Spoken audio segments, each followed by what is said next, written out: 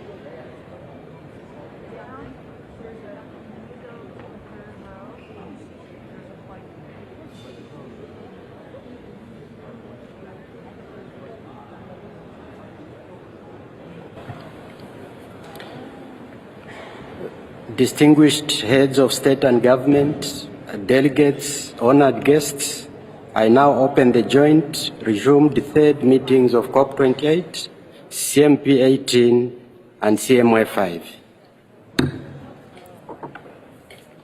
As we continue the national statements, I would like to remind distinguished speakers of the actions in place to ensure effective time management.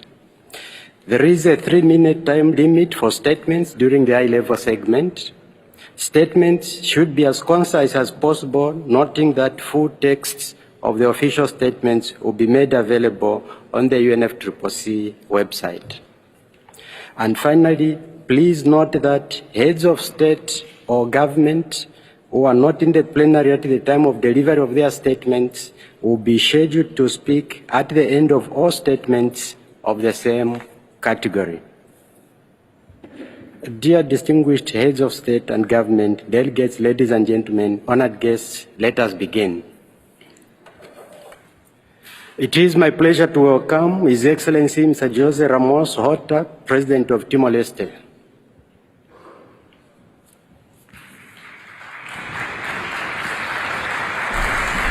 Your Excellency, you have the floor. Good morning, Mr. President.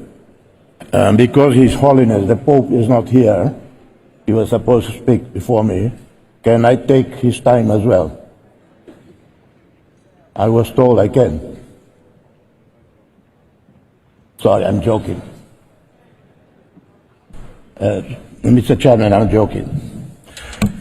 And I don't see any Majesty here, any Highness here, so I go straight to Your Excellencies. Today is the 52nd anniversary of the United Arab Republic, so I warmly congratulate His Highness Sheikh Mohammed bin Zayed Al Nahyan for his inspiring leadership in contributing $100 million to the Loss and Damage Fund for those who bear the impact of climate change.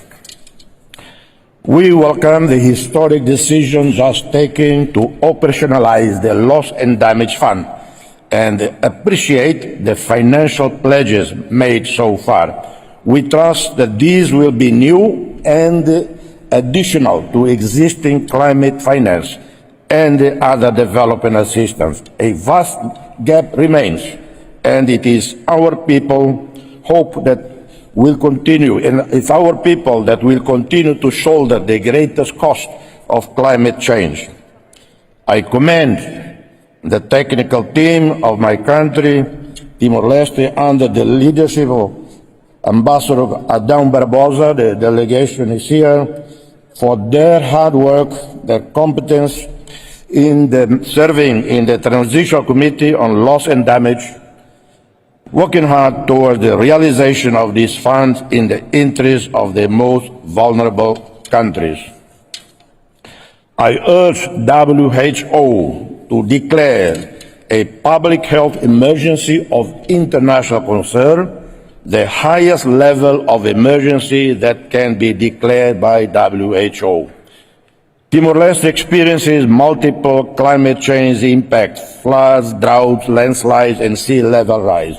This leads to decrease in agricultural output, increased food insecurity, water shortage, destruction of infrastructure, loss of human life, displacement, and the limited financial and technological capacity to quickly recover and rebuild loss and damage. We need to define climate finance as new and additional to a revised, increased ODA to at least 0.7% of GDP, and without the cumbersome, inflated bureaucracy procedures. In addition, there has to be a global debt write-off for LDCs, seeds, and in particular the G7 plus fragile states.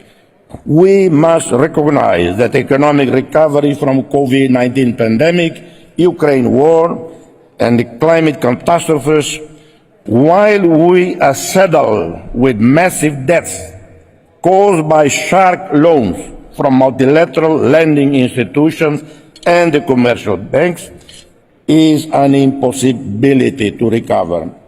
Timor-Leste ocean boasts exceptional biodiversity, extensive fisheries, and the healthiest corals in the region.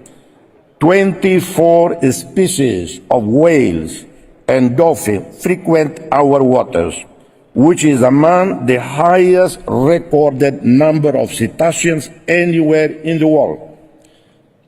Our waters contain the largest creature ever to have lived on planet Earth, the mighty blue whale.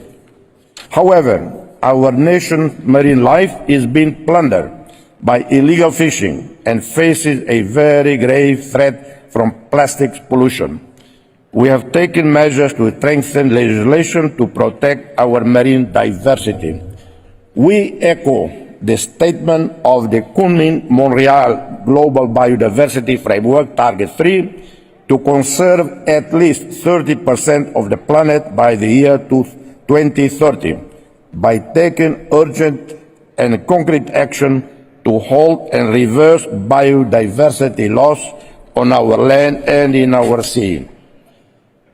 We, myself as President and the government led by our founding father, Prime Minister Xanana Guzmão, we are determined to protect our exclusive economic zones against predatory commercial activities. The Northern EEZ will be no-take zone by 2025. Traditional fishing activities by coastal communities will be adequately supported to improve their livelihood. We have formulated NAPAs and revised the NDCs as required by UNFCCC, with adaptation priorities for the short, medium, and long-term actions, including agriculture, food security, freshwater, infrastructure, and health. On mitigation, Timor-Leste is fully engaged to have a low-carbon development path with priorities given to renewable energy and reforestation. Some of our national NGOs are at the forefront of our strategy to repair the damage inflicted on Mother Earth. NGO Permatil has been actively undertaking water source conservation and recovery activities, rehabilitating natural dams in upper areas for increasing rainwater infiltration into the soil. NGOs with One Seed and the Timor Carbon Offset Foundation are expanding successful tree planting programs across the country. Carbon credit certificates sold in the carbon credit market bring significant return for participating communities. We will do much more if we receive adequate support, free of stifling bureaucracy. Thank you.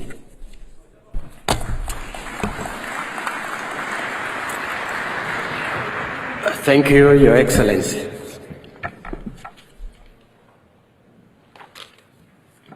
It is my pleasure to welcome His Excellency Mr. Salva Kiir Mayardit, President of the South Sudan.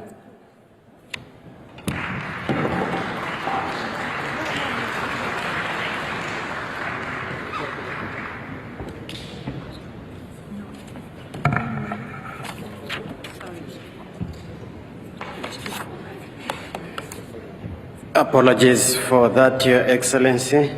We have some scheduling here. It is my pleasure to welcome His Excellency Mr. Teodoro Obiang Nguema Soglo, President of Equatorial Guinea. Your Excellency, you have the floor.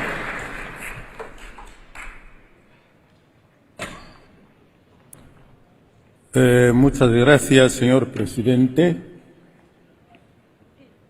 Ante todo, me gustaría agradecer al gobierno de los Emiratos Árabes Unidos por acoger esta importante conferencia y agradecer la hospitalidad que me ha reservado a mí y a la delegación que me acompaña.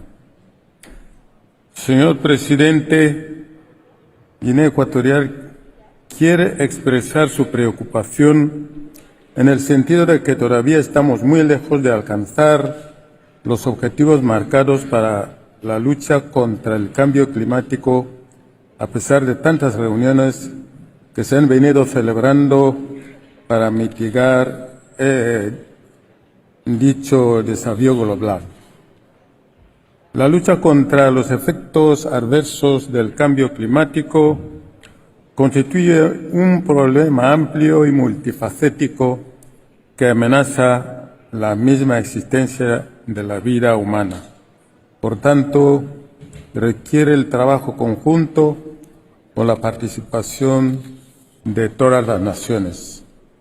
África es una de las regiones del mundo que más secuestra el carbono y emite oxígeno en el planeta, además de ser el que menos beneficios recibe. Por consiguiente, no es suficiente que los países desarrollados expresen preocupación y hagan promesas sin cumplir sus compromisos adquiridos de acuerdo de los acuerdos de París resultantes del COP21 y aseguren la implementación de acciones tangibles para mitigar los efectos del cambio climático y trabajar para que nadie se quede atrás. En resumen, el cambio climático es hoy la principal barrera para el desarrollo sostenible en África. Por consiguiente, pedimos un compromiso renovado en esta COP28 para proporcionar a África un financiamiento adecuado, transparente, justo, así como la transferencia de tecnología. Expresamos preocupación por el incumplimiento por parte de los países desarrollados de sus compromisos de proporcionar financiamiento a la acción climática, así como el incumplimiento de los objetivos de mitigación de emisiones de sus industrias. Concluyo reiterando el total compromiso de Guinea Ecuatorial en la lucha contra el cambio climático como algo incuestionable, lo que ha conllevado a la adopción de programas para desarrollar energías renovables, así como la implementación de acciones de reducción de la deforestación y con la finalidad de convertir nuestros bosques en un verdadero sumideros de carbono y conservación de la biodiversidad. Muchas gracias.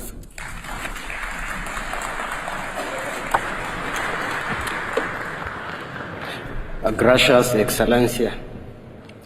It is my pleasure to welcome His Excellency Nana Addo Dankwa Akufo-Addo, President of Ghana.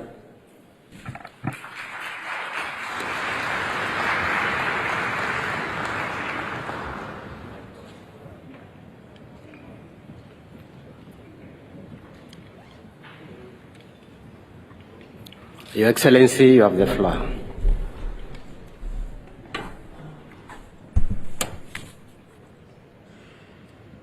Excellencies, ladies and gentlemen, I thank His Highness Sheikh Mohammed bin Zayed Al Nahyan and the government and people of the United Arab Emirates for the warmth of their hospitality to the Ghanaian delegation since our arrival in this beautiful country, and express our appreciation to the President for hosting this all-important conference of parties, COP28.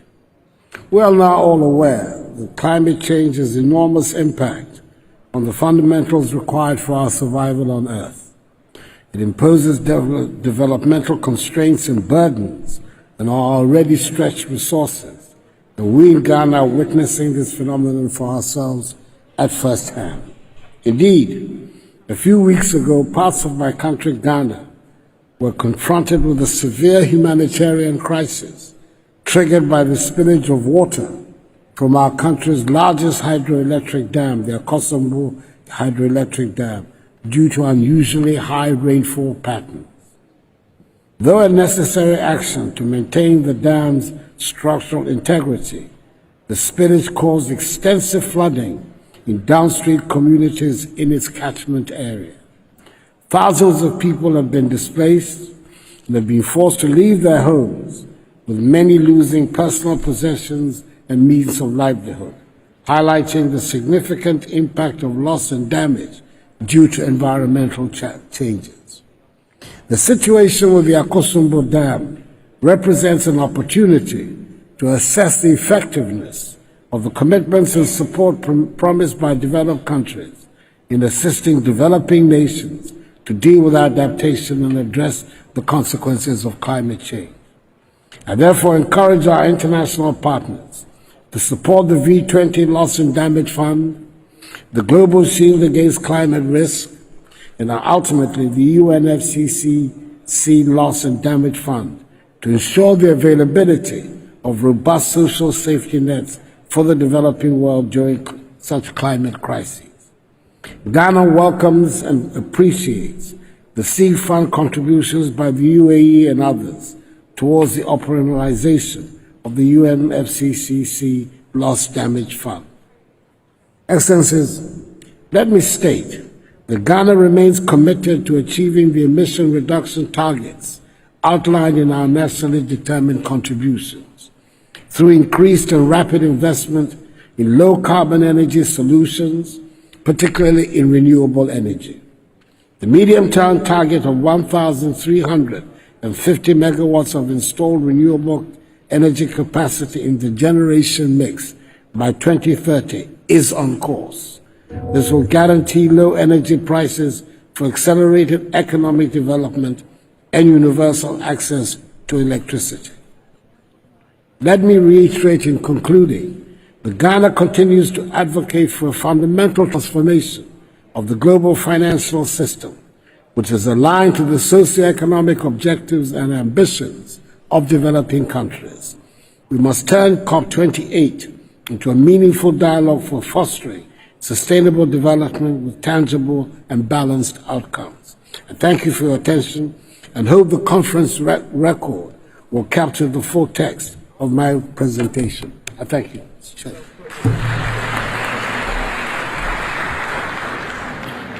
Thank you, Your Excellency. It is my pleasure to welcome His Excellency Mr. Salva Kiir Mayardit, President of South Sudan.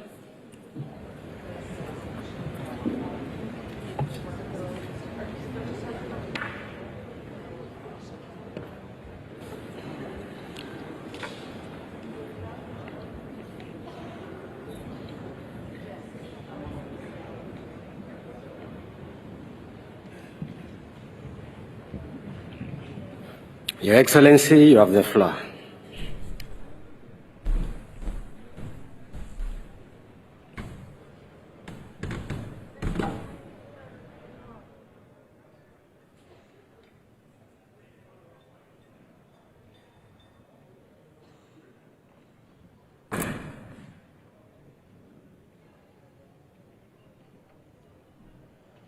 Your Highness,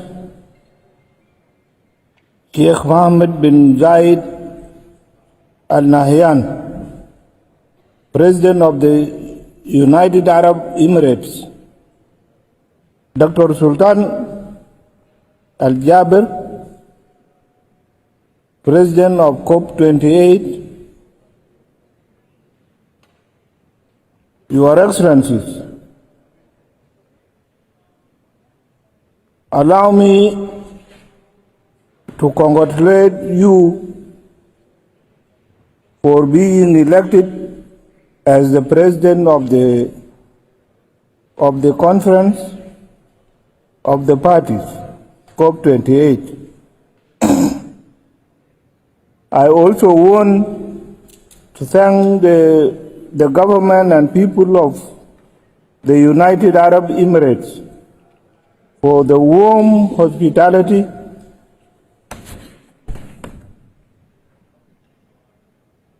accorded to me and my delegation since our arrival, and for hosting COP28 in this great city of Dubai. Your Excellencies, as the world's youngest nation and underdeveloped, South Sudan with no or little carbon emission is seriously impacted by climate change. For 4 years now, the country is suffering from floods, droughts, excessive heat, high temperatures, and irregular rain patterns.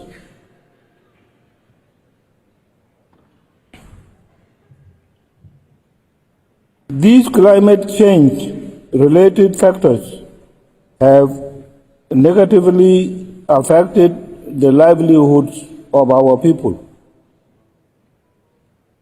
The people are internally displaced and are forced to fight over water and pasture.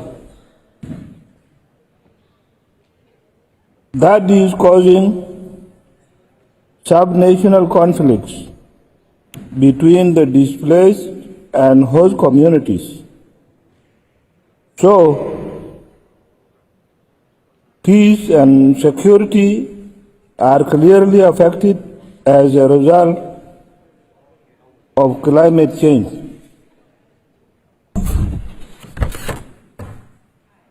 Excellencies, we have come to this COP28 with the hope that we, the world leaders, will commit ourselves to the implementation of the provisions of the Paris Agreement. I therefore urge the developed countries, which are the high carbon emitters,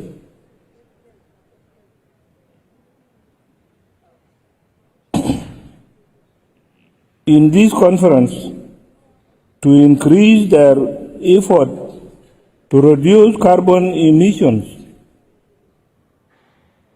by over 45% in order for us to keep global temperature below 1.5 degrees. Excellencies, climate change financing to the less developed countries is very important so that these countries can implement their climate adaptation and mitigation projects. I urge the developed countries to operationalize loss and damage fund so that less developed countries that are affected are compensated. That will help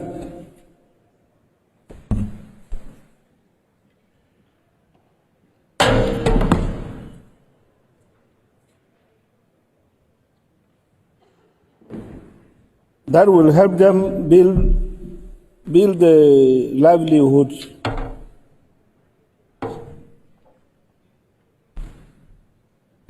of their people and restore their environments. Excellencies, before I end my remarks, I would like to remind the developed countries about the importance of capacity building and technology transfer to the developing countries.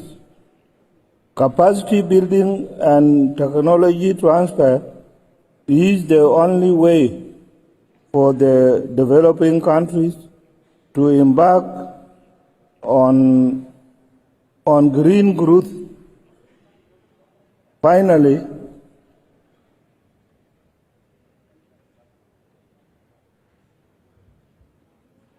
the time for ambitious climate action is now. At this juncture, I would like to thank Mr. Antonio Guterres, the United Nations Secretary General, for considering South Sudan to benefit from the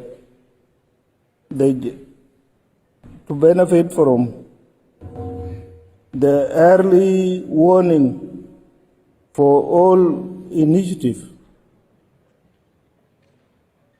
which we launched last month. Let us together play our part to heal our planet from the danger of climate change and invest in it. Thank you, and I feel honored to address this esteemed gathering. Thank you very much.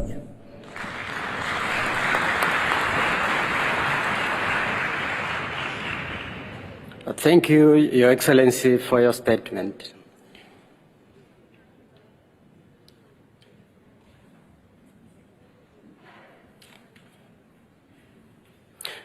It is my pleasure to welcome His Excellency Mr. Faustin Archange Touadera, President of the Central African Republic.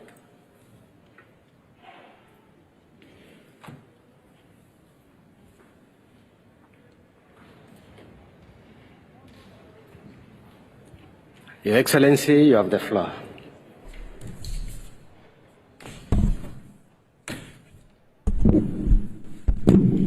Merci, Monsieur le Président, Excellences, Mesdames et Messieurs.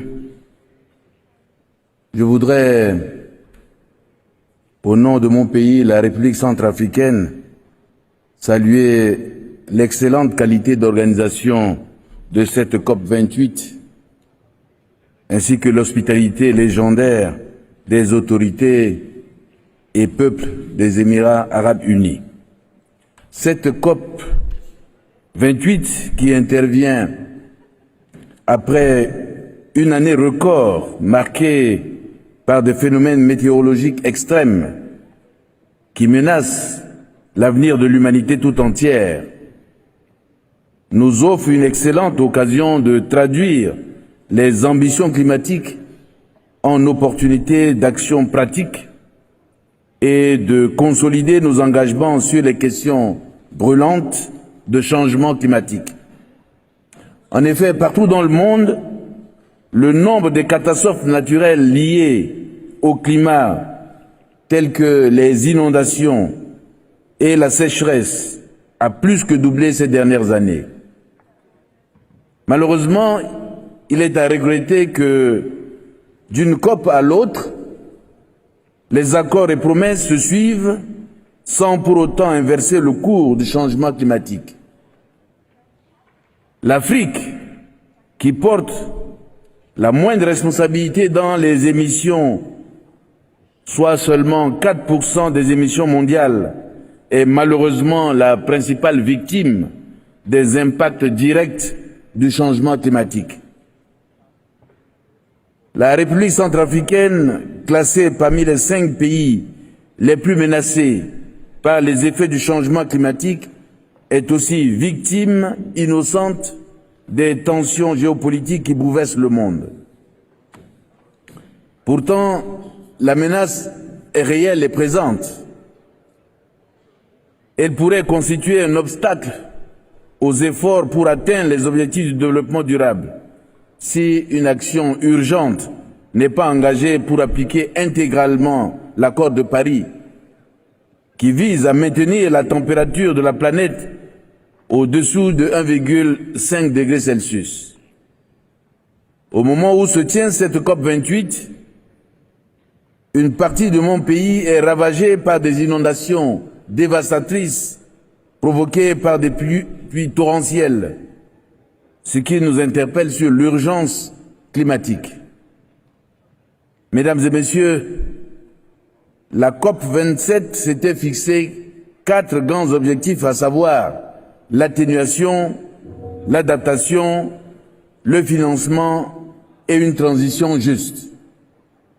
À la question de savoir qui doit payer la facture climatique, la réponse est qu'au regard du fossé entre les pays développés, principaux pollueurs, et les pays pauvres, il est naturel que les premiers financent le processus d'adaptation promis qui devrait permettre aux pays du Sud de mieux faire face aux impacts du changement climatique et de réduire les effets de ceux-ci sur les populations. La République centrafricaine se réjouit de la création du Fonds des pertes et dommages à l'occasion de cette COP. Elle souhaite qu'un mécanisme consensuel de gestion de ce fonds, qui doit avoir un caractère humanitaire, soit mis en place afin d'éviter qu'il ne soit détourné de son objectif pour servir de moyen de pression au profit des intérêts géopolitiques et géostratégiques. Je souhaite donc plein succès à nos travaux et je vous remercie.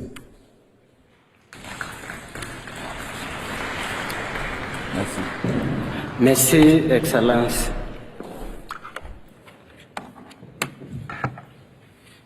It is my pleasure to welcome His Excellency Mr. Chandraprasad Santok, President of Suriname.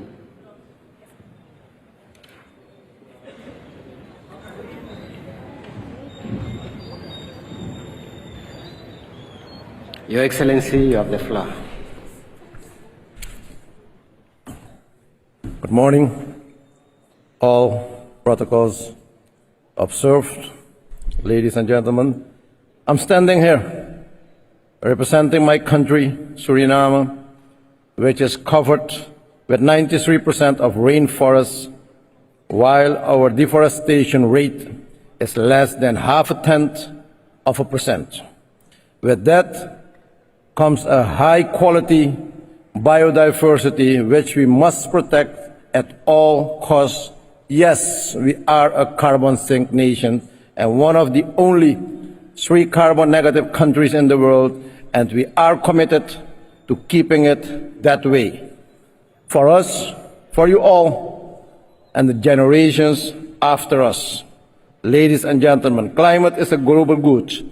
The adverse impacts are felt by all, and also us, members of the Caribbean Community, CARICOM.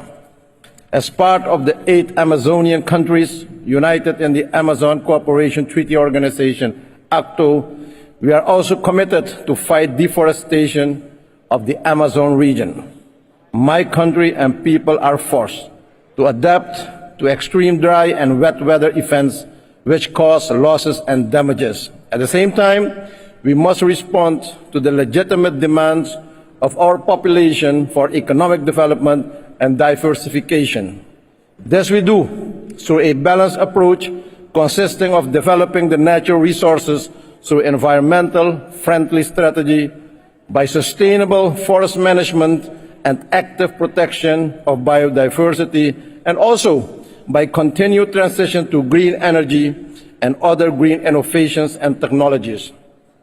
The recently announced offshore oil and other economic developments in Suriname will be developed on this basis, contributing to the energy security for the world. We are committed and confident that we will remain carbon negative, and let that be very clear. And finally, ladies and gentlemen, we must put into effect climate finance that actually works and which is easily accessible for all countries and people. Moreover, financial promises must be kept. It is imperative that we continue our efforts of putting the Article 6 rulebook into practice and enhance the practical implementation of mitigation, adaptation, loss and damage, capacity building, and just transition finance. Conservation of our standing forests and biodiversity should be higher valued than reforestation. Financial methodologies accounting for removals is of utmost importance to nations like mine. Ladies and gentlemen, addressing climate issues requires political will and commitment from government and business leaders by inclusivity of everyone. In closing, let us not forget that there is only one planet, and we do not inherit the planet Earth from our ancestors, but we borrow it from our children. So let's keep in mind that the planet will continue without us, but we humans cannot do without planet Earth. I thank you, and may God bless you all. Thank you, Your Excellency, for your statement. It is my pleasure to welcome His Excellency Mr. Mogwesi Eric Masisi, President of Botswana.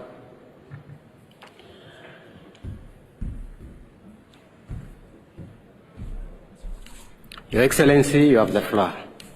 Thank you very much. Your Royal Highness, the President of the United Arab Emirates, Your Majesties, Excellencies, Heads of State and Government, Your Excellency, the Secretary General of the UN, Dr. Sultan Jabbar, COP28 President, this year's conference of the parties marks the halfway point between the 2015 Paris Agreement and the year 2030. It is very encouraging to me to know that it is this COP that an inventory of the implementation of the Paris Agreement will be concluded. The Global Stock-Taking Initiative will no doubt give us a clear picture that is more than anecdotal on progress towards achieving the Paris goal to limit global warming to 1.5 degrees Celsius.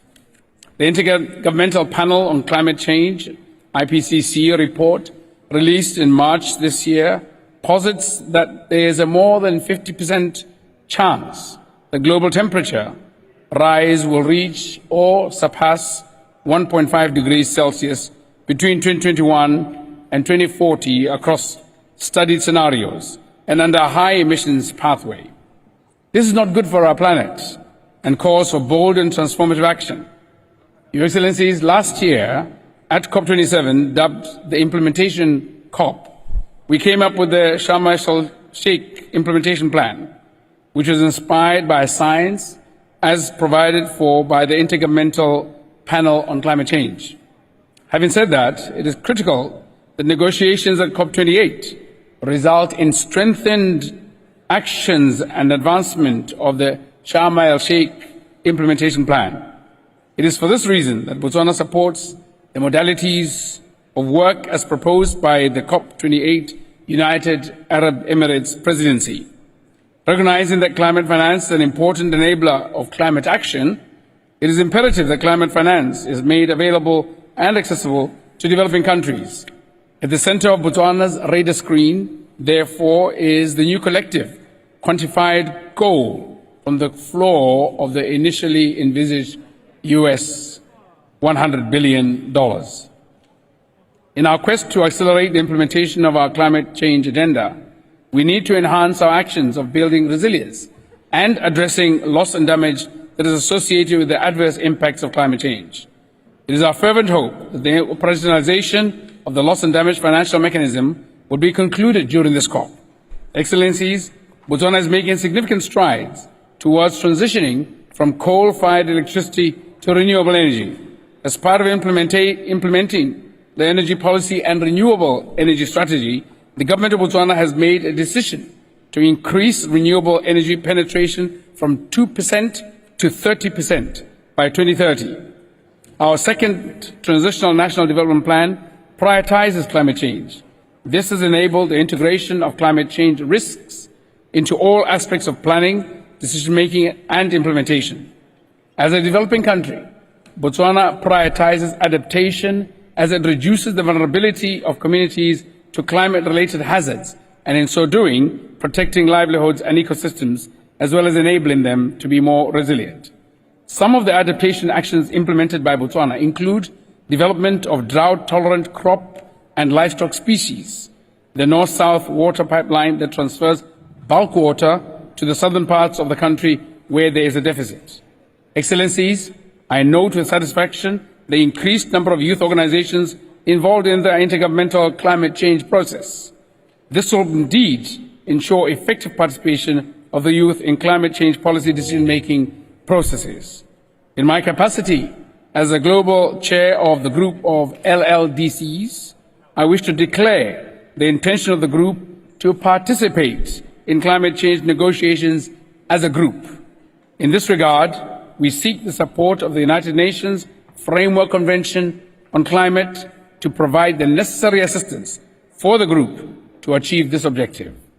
Let me conclude by pledging my support to the COP presidency as you direct the debates towards timely results regarding implementation, particularly climate finance for adaptation and mitigation actions, technology development and research, and conclusion of the modalities of the Loss and Damage Fund. I thank you for your attention. Thank you, Your Excellency. It is now my pleasure to welcome His Excellency Mr. Semoku Meliet Kone, Vice President of Côte d'Ivoire. Your Excellency, you have the floor.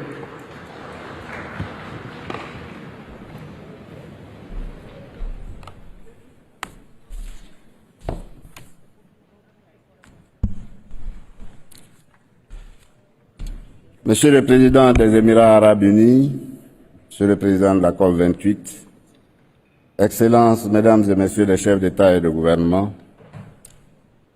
il m'est particulièrement agréable d'adresser les salutations de Son Excellence Monsieur Alassane Ouattara, Président de la République de Côte d'Ivoire, à ses pairs et à tous les délégués participant à cette COP28.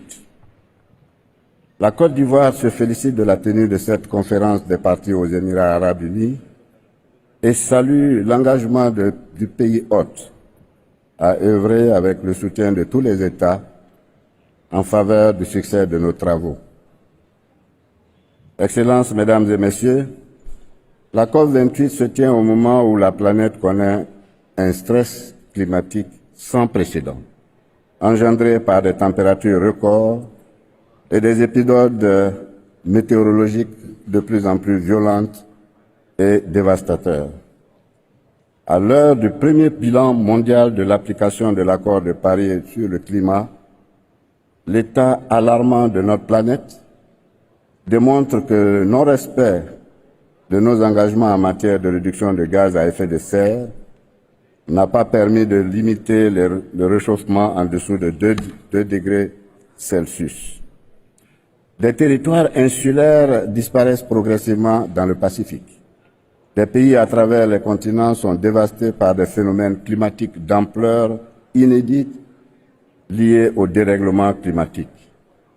Face à ce constat, la communauté internationale doit se mobiliser. C'est pourquoi mon pays se réjouit de la concrétisation des fonds pour les pertes et dommages aux premières heures de la présente conférence. Nous devons tout mettre en œuvre afin que ce fonds qui suscite tant d'espoir soit à la hauteur des attentes des pays les plus vulnérables. C'est aussi le lieu d'inviter le Fonds vert pour le climat et les autres partenaires à mobiliser davantage de ressources pour l'adaptation des pays africains aux effets du réchauffement climatique et en faveur du financement de la transition énergétique du continent. Toutefois, il faut éviter que le financement de la transition énergétique n'accroisse davantage la dette des pays en développement. Mesdames et Messieurs, le temps nous est désormais compté. Les pays développés doivent résolument décarboner leurs économies et tenir les engagements en matière de financement climatique à l'écart des pays en développement.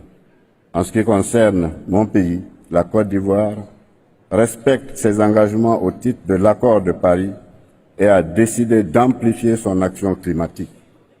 À ce titre, mon pays poursuit avec succès l'objectif de réduction de ses émissions de gaz à effet de serre de 30,41% à l'horizon 2030 contre 28,25% anciennement. Dans le même temps, le gouvernement accélère la transition énergétique du pays en vue de porter à 42% la part des énergies renouvelables dans son mix énergétique d'ici 2030. Plusieurs projets dans les domaines solaires, de la biomasse, de l'hydroélectricité sont en cours afin de mettre en valeur l'énorme potentiel du pays en énergie renouvelable de sources diversifiées. La Côte d'Ivoire poursuit également la mise en œuvre de son programme de reconstitution de son patrimoine forestier et d'agriculture zéro carbone. Mieux, mon pays est aujourd'hui prêt à émettre des crédits de carbone résultant de la forêt de taille qui dispose d'une forte capacité de séquestration de carbone.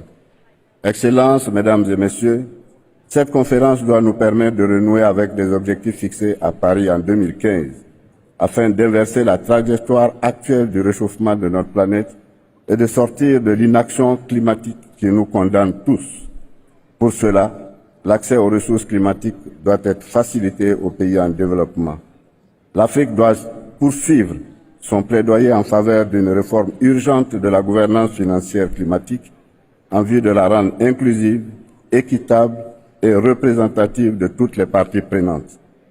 Mon pays estime que c'est à cette seule condition que les pays africains devront et releveront le défi du financement de leurs contributions déterminées au niveau national. Je vous remercie.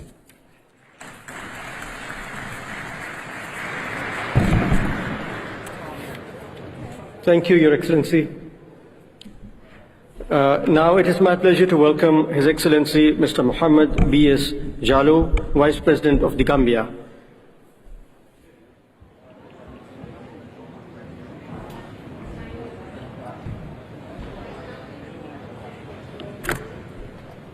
You have the floor, Your Excellency. Bismillahirrahmanirrahim. Excellencies, ladies and gentlemen, on behalf of His Excellency President Adam Barrow, President of the Republic of the Gambia, I would like to thank the people and government of the United Arab Emirates for the warm welcome and hospitality accorded to me and my delegation. I congratulate His Highness Sheikh Mohammed bin Zayed Al Nahyan, President of the United Arab Emirates and ruler of Abu Dhabi, for the successful organization of the 28th Conference of the Parties of the United Nations Framework Convention on Climate Change. Excellencies, it is with great humility and honor that I stand before you today at this crucial climate summit to share with you the Gambia's experience in combating climate change and addressing problems caused by climate-related events. My government is aware of the challenges posed by climate change. They are real and they affect us all. The theme of this event, climate transition and adaptation, encapsulates our shared journey towards a sustainable future. It acknowledges that we must transition from practices that harm our planet and adapt to changes we are currently facing. We recognize that transitioning to a low-carbon, sustainable economy is not only an environmental imperative, but also an economic opportunity. Therefore, we are still committed to promoting the use of green and clean energy, sustainable agriculture, and eco-friendly technologies. We have the fervent belief that this transition will not only reduce our carbon footprint, but also create jobs, stimulate innovation, and improve the quality of our life of our citizens. Reports published by the Intergovernmental Panel on Climate Change demonstrate that Africa is highly impacted by climate change. In the Gambia, a small and vulnerable low-lying nation, we have acutely felt the impact of climate change in recent years. Erratic weather patterns, cyclic floods and droughts resulting to food insecurity, population displacements, and increased temperatures are occurrences affecting our communities, agricultural production, and water resources management. The Gambia updated its nationally determined contribution in December 2021 and submitted its long-term climate-neutral development strategy 2050 to the United Nations Framework Convention on Climate Change in September 2022 in accordance with its obligations under the Paris Agreement. In addition, we are working on local adaptation measures that range from reinforcing flood mitigation infrastructure to implementing climate-resilient agricultural practices, including recently launched climate-smart agricultural projects, climate-resistant fisheries, and adaptive capacity strengthening of our rural population through climate-resilient and diversified livelihoods. These actions are vital for safeguarding our people and ecosystems. However, our strides to combating climate change through adaptation and mitigation means are mainly hindered by lack of financial resources necessary to invest in clean energy, resilient infrastructure, and adaptive measures. As countries most affected by climate change, our shared goal must be to bridge the gap between aspiration and action through global cooperation. We encourage the international community to honor their commitments to international agreements, particularly the Paris Agreement. Adequate and predictable funding, structured for quick disbursements and not tied up in complex red tape, is essential to support countries like ours as we embark on this transformative journey. We call upon the developed countries that have contributed more to the accumulation of greenhouse emissions to deliver on their promise and increase financial support to vulnerable nations so as to enable them to undertake the necessary transitions and build climate-resilient societies that is critical to meeting the SDG targets. Excellencies, as we transition, we must also adapt to the climate impacts that are already here and those that are yet to come. We must protect our communities and ecosystems from the unavoidable effects of climate change. Our communities need support and strategies to build their resilience. Education and awareness creation should be the cornerstones of our approach. We must educate our citizens about climate change, foster a sense of stewardship, and inspire them to participate actively in our efforts to transition and adapt. We must view climate education as an investment in the future, which requires the effort of all. In conclusion, let us remember that climate change does not discriminate based on nationality or wealth. It is incumbent upon us to act together with determination and urgency. We would once again reaffirm our readiness to play our part in the global effort to combat climate change and create a better world for future generations. Our NDC is ambitious enough to contribute our fair share to achieving the net zero emissions target. Together, we can achieve our climate goals through collective action.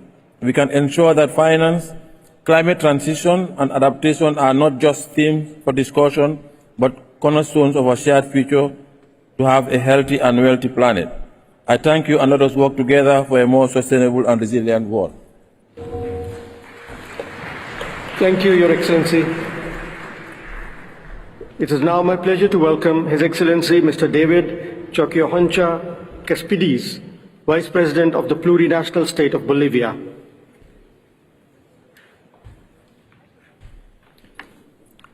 Your Excellency, you have the floor.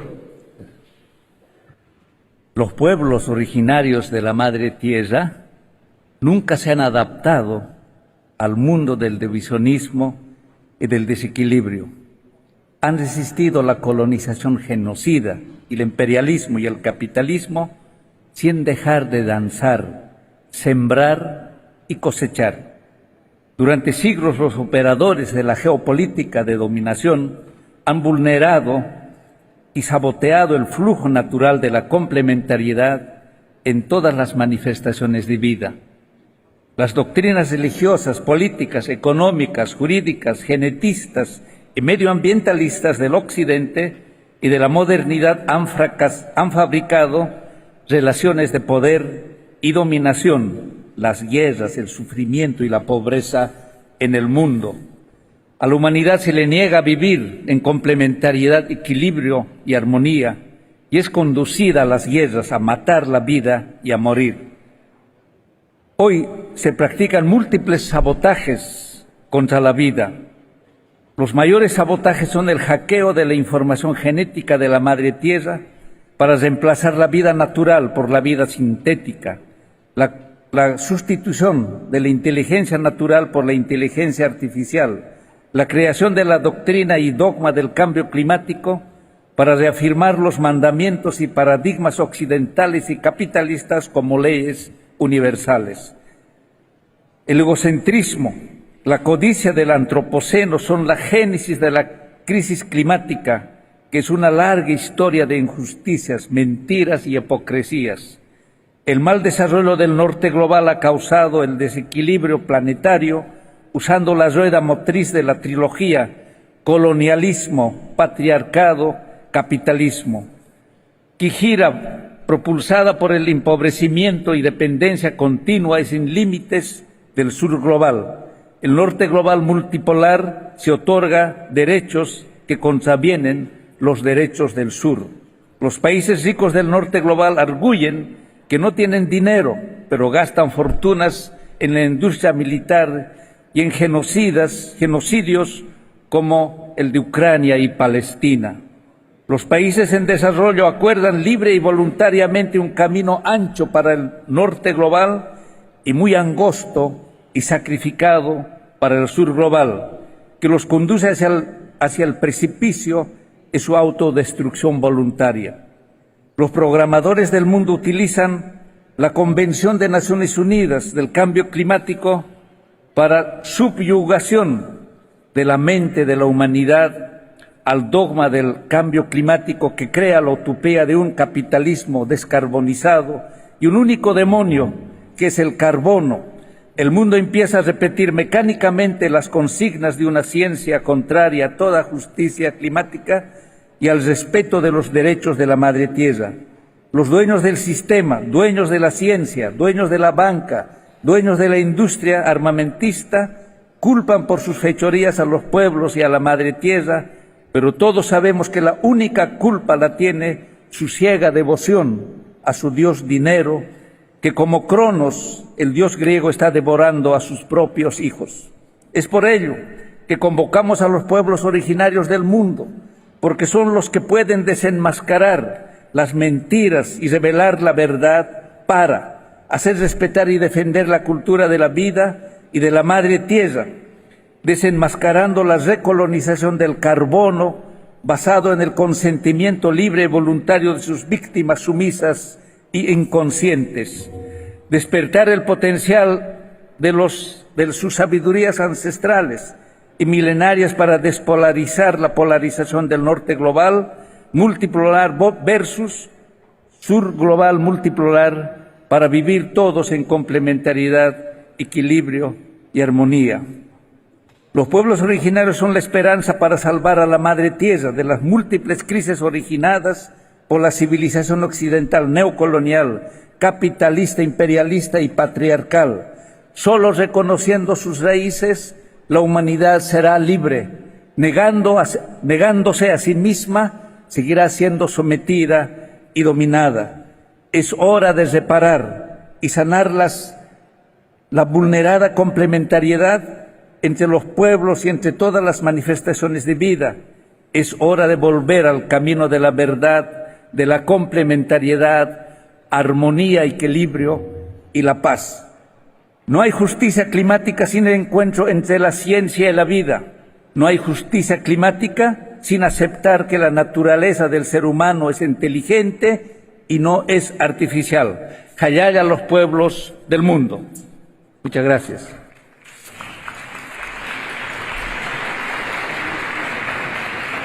Thank you, Your Excellency. Next, I have the pleasure to welcome His Excellency Mr. João Manuel Goncalves Lourenço, President of Angola.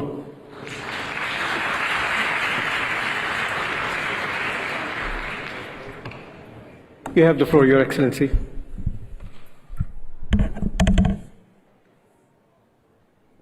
Sua Excelência, Sua Alteza Sheikh Mohammed bin Zayed Al Nahyan, Chefe de Estado dos Emirados Árabes Unidos, Sua Excelência Dr. Sultan Hamed Al Jaber, Presidente da COP28, Excelências Chefes de Estado e de Governo, Excelência Sr. Simon Steele, Secretário Executivo da Convenção Quadro das Nações Unidas sobre as Alterações Climáticas, prezados delegados, minhas senhoras, meus senhores. É com a mais elevada honra que me dirijo às distintas delegações presentes nesta 28ª Conferência das Partes da Convenção Quadro das Nações Unidas sobre as Alterações Climáticas, expressando desde já os nossos agradecimentos às autoridades dos Emirados Árabes Unidos pelo acolhimento que nos foi reservado à nossa chegada a esta cidade de Dubai. Destaco a relevância muito especial que o evento assume por se tratar de uma ocasião em que faremos a primeira avaliação global do Acordo de Paris, em cujo âmbito será avaliado o impacto das políticas que temos implementado conjunta e individualmente, com o propósito de alcançarmos o objetivo que consiste na mitigação das graves consequências das alterações climáticas que têm assolado o nosso planeta. É claro que, em consequência dos efeitos dessas alterações, os nossos países são, de entre outros, o segmento mais afetado pelas mudanças climáticas, sobretudo porque há uma incidência bastante nefasta deste processo no dia a dia das pessoas, na sua atividade produtiva, na sua mobilidade e qualidade de vida. Excelências, fazem parte das prioridades centrais em todos os programas e estratégias de desenvolvimento sustentável que delineamos na República de Angola, a questão das alterações climáticas, as quais consideramos uma preocupação crítica, merecendo por isto uma atenção especial, sempre com a finalidade de reforçarmos a nossa resiliência face aos efeitos dessas mudanças, que já têm atingido de forma muito séria o povo angolano na sua vida cotidiana, pelo risco de destruição dos ecossistemas de diferentes espécies em algumas regiões do nosso país. Encaramos com muita firmeza e empenho todas as questões relativas às mudanças climáticas, o que está refletido na Estratégia Nacional para as Alterações Climáticas 2022-2035, onde constam iniciativas e visões alinhadas com a Agenda 2063 da União Africana e com os Objetivos de Desenvolvimento Sustentável das Nações Unidas. Realçamos a nossa aposta nas energias renováveis, que representam um dos principais pilares da adaptação às alterações climáticas, constituindo um passo decisivo no processo de transição energética. Estamos decididos a alterar a matriz energética nacional, privilegiando as fontes de produção de energias limpas com a construção de aproveitamentos hidroelétricos e de parques fotovoltaicos, que fazem com que mais de 65% dos atuais 6.400 megawatts da energia produzida no país sejam já de fontes ecologicamente recomendadas por serem amigas do ambiente. Com o programa em curso de extensão da Rede Nacional de Transporte e Energia, das principais fontes de produção localizadas na bacia do Baixo Kwanza para as províncias do leste e do sul do país, nossa ambição para os próximos 4 anos é a de descontinuar a utilização das centrais térmicas que ainda alimentam algumas parcelas do território nacional, o que vai representar não só uma grande poupança financeira, como um grande benefício ambiental com a redução significativa da queima de combustíveis fósseis na geração de energia elétrica. A República de Angola está a construir novas e a ampliar antigas barragens hidroelétricas que têm proporcionado ao país um aumento significativo da sua capacidade de produção de energia elétrica e gerado um excedente que pode atender às necessidades dos países da SADC, sobretudo com a conclusão do aproveitamento hidroelétrico de Caculo-Cabaça e o início das obras do projeto binacional da barragem hidroelétrica de Bainos, sob o rio Cunene, para Angola e a Namíbia. No contexto dos esforços que temos empreendido para aumentar de forma expressiva a nossa capacidade de produção de energias renováveis, temos estado a dedicar uma atenção muito especial à implementação de projetos fotovoltaicos em algumas zonas do nosso país, decorrendo deste facto uma enorme redução do consumo anual de diesel e, por consequência, uma contribuição para a mitigação dos efeitos da poluição e para a satisfação das necessidades em termos de energia elétrica das populações dessas localidades. Ainda neste domínio, gostaria de realçar que Angola tem um projeto de produção de hidrogênio verde e os seus derivados, a iniciar no próximo ano, enquanto trabalhamos em projetos para a redução das emissões de dióxido de carbono e do gás metano na indústria petrolífera, como nossa contribuição na luta contra o aumento da temperatura global que tem afetado o nosso planeta de uma forma crescente. Angola tem vindo a ser vítima do fenômeno de seca severa no sul do país, com efeitos devastadores sobre a vida das populações e da vida animal. Este fenômeno, que ocorre no sul de Angola, ciclicamente, e noutras partes do nosso planeta, mostra-nos a todos que é importante agir no sentido de prevenir as catástrofes de dimensão variável no futuro, com medidas de redução das emissões de gases de efeito estufa para garantir um planeta mais habitável e seguro para as gerações vindouras. Em virtude das consequências das alterações climáticas, Angola teve que procurar soluções endógenas, urgentes, para salvar populações inteiras dos efeitos da seca, investindo largos milhões de dólares na construção de um canal com 165 km de extensão e várias albufeiras de retenção na região do Cafo, na província do Cunene, uma infraestrutura que permitiu resolver o grande problema que se vivia nessa zona e ajudou a criar condições que não existiam antes para o desenvolvimento da agricultura familiar, que influiu na melhoria do quadro nutricional com efeitos benéficos sobre a saúde pública e o bem-estar daquelas comunidades.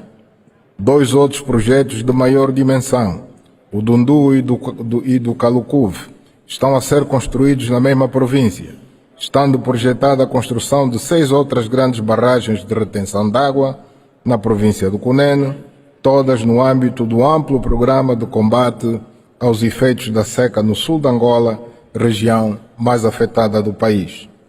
Estamos a desenvolver com organizações ambientalistas nacionais e estrangeiras um ambicioso programa de educação ambiental virado sobretudo para as crianças, alunos, estudantes e jovens no geral. Com as mesmas organizações, estamos a trabalhar com algum sucesso no projeto de plantação de milhões de mudas de mangues para a recuperação e preservação dos mangais ao longo da vasta costa marítima angolana. Nesta luta contra as consequências nefastas das alterações climáticas, temos contado com o apoio de importantes parceiros internacionais, com os quais trabalhamos para desenvolver um sistema de apoio às informações de alerta e aviso sobre esse fenômeno na região angolana a que fiz alusão, de modo não só a prevenirmos de uma forma mais eficaz contra esses problemas, mas também a definir uma combinação de diferentes soluções que se considerem as mais adequadas. Excelências, no quadro das amplas medidas que o governo angolano vem tomando, no sentido de aperfeiçoar todos os mecanismos ao seu alcance, com o propósito de desempenhar um papel importante no contexto dos esforços globais para a preservação do ambiente, inscreve-se na Estratégia Espacial Nacional de Angola a iniciativa que consiste na observação da Terra por via do satélite, que está sendo negociado com o consórcio europeu Airbus para a detecção e o mapeamento de derrames de petróleo no mar, o fornecimento de dados sobre a deflorestação e áreas de exploração ilegal de madeira, o seguimento de manadas da vida selvagem nos principais parques nacionais e reservas ambientais, o monitoramento do cumprimento das normas ambientais na atividade mineira, incluindo ainda uma solução tecnológica destinada a dar suporte à monitorização do cumprimento dos indicadores dos 17 Objetivos de Desenvolvimento Sustentável. Consideramos importante que se defina nesta COP28 um roteiro em que fiquem estabelecidas as etapas a percorrer, de modo que sejam honrados os compromissos assumidos na COP de Glasgow, em que ficou definido o objetivo de se duplicar o financiamento às medidas de adaptação até o ano 2025. Ao projetar-se um novo objetivo de financiamento climático para o período pós-2025, deverá ser tomado em consideração todo um conjunto de fatores que não debilitem nem fragilizem as economias dos países em vias de desenvolvimento, que não estão capazes de abdicar de um momento para o outro dos recursos naturais, fontes de divisas, designadamente o petróleo, como a principal fonte de receitas de que dependem de forma considerável para garantir o desenvolvimento econômico e social dos países. Gostaria de aproveitar esta oportunidade para salientar que Angola submeteu à Convenção Quadro das Nações Unidas para as Alterações Climáticas em 2015 a sua primeira contribuição nacional para a redução das emissões de gases de efeito de estufa, mantendo com a mesma determinação o objetivo de alcançar a redução das emissões de gases em 35% até 2030, se conseguirmos assegurar os necessários financiamentos. À margem desta Cimeira do Clima, Angola vai aderir às iniciativas das Nações Unidas e de outras organizações internacionais especializadas sobre a descarbonização da indústria do petróleo e do gás e sobre a necessidade da medição e redução das emissões de gases poluentes, como o dióxido de carbono e o gás metano, com metas ambiciosas no quadro da batalha que a humanidade trava contra as alterações climáticas. Excelências, realizou-se em Luanda, em dezembro do ano passado, a Cimeira de Chefes de Estado e Governo da Organização dos Estados de África, Caraíbas e Pacífico, durante a qual Angola assumiu a presidência da organização.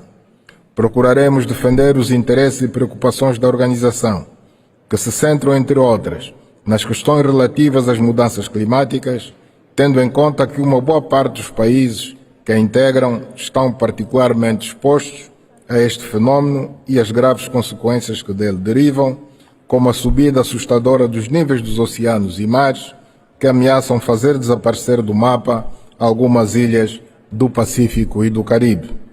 Permitam-me sublinhar a importância que assume para os países destas três regiões do mundo a questão dos recursos financeiros destinados ao clima, colocando-se com grande premência a necessidade de se estabelecer no decurso desta COP28 o quadro de um novo acordo para o financiamento necessário à realização de programas ao nível global no âmbito da ação climática.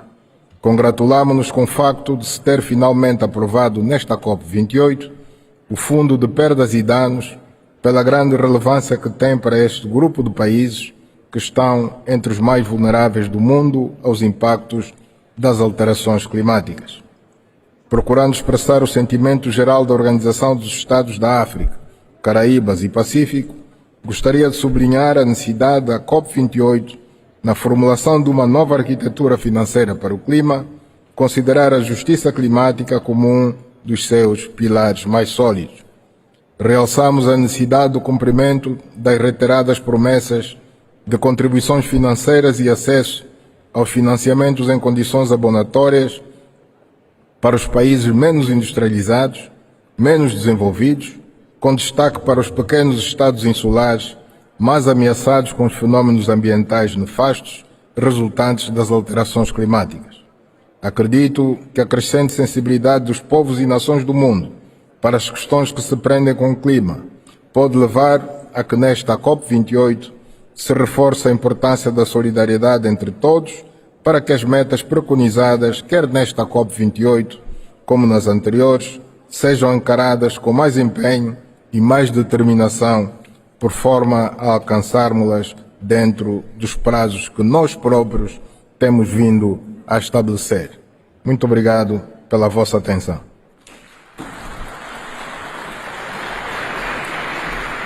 Thank you, Your Excellency. It is now my pleasure to welcome His Excellency Mr. Kosia Natano, Prime Minister of Tuvalu.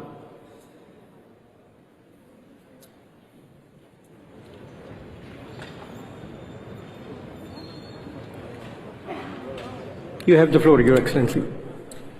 Mr. President, Excellencies, ladies and gentlemen, let me thank you for your astute leadership in guiding our 28th Conference of Parties business, and wish you and your team success in our work and outcomes. Let me also thank the government and people of UAE, our gracious host, for their preparation and the warm hospitalities extended to me and my delegation.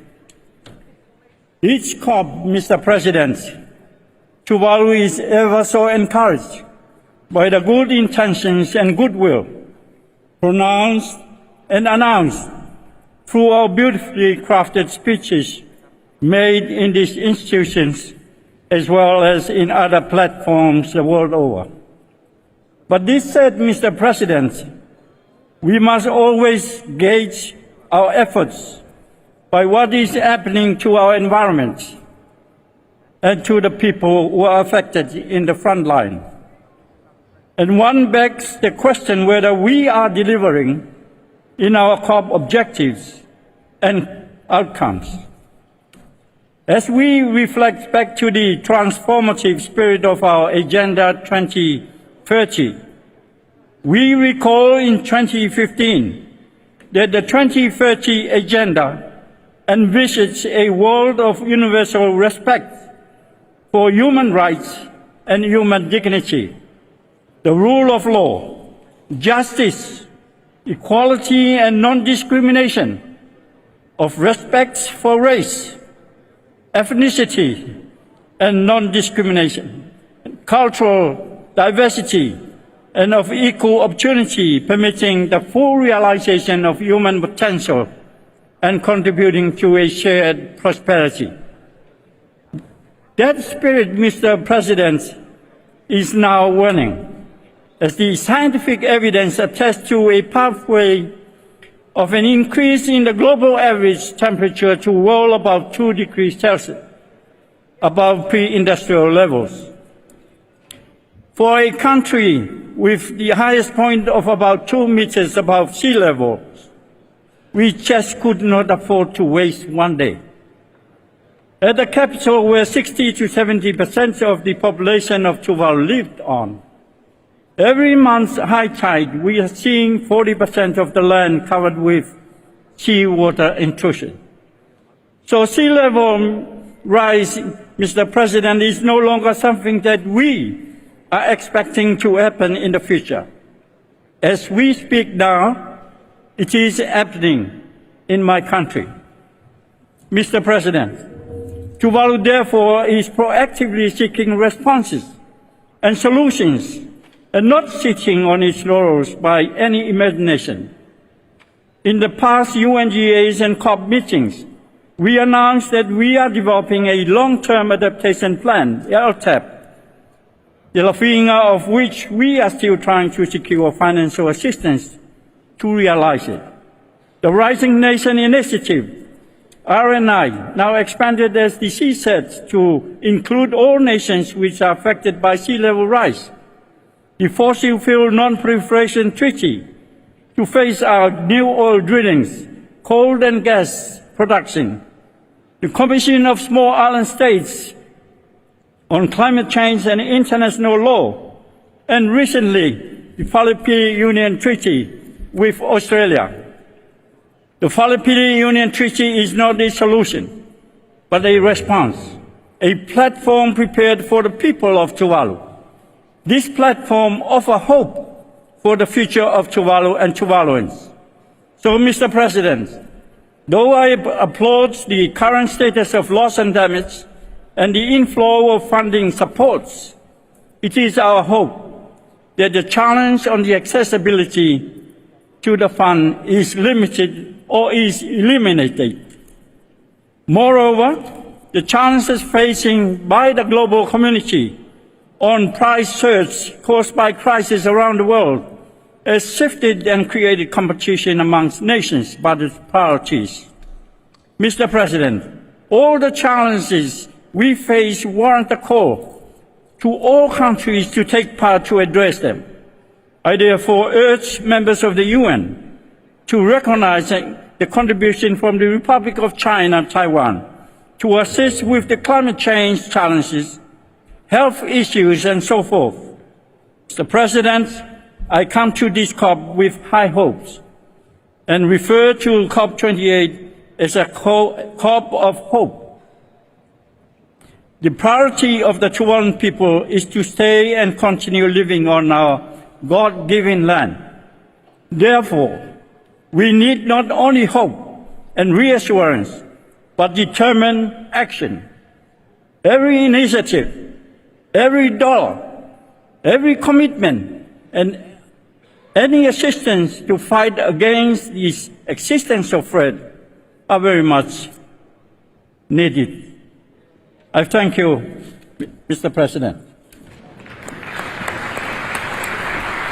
Thank you, Your Excellency. I now have the pleasure to welcome His Excellency Mr. Olaf Scholz, Chancellor of Germany.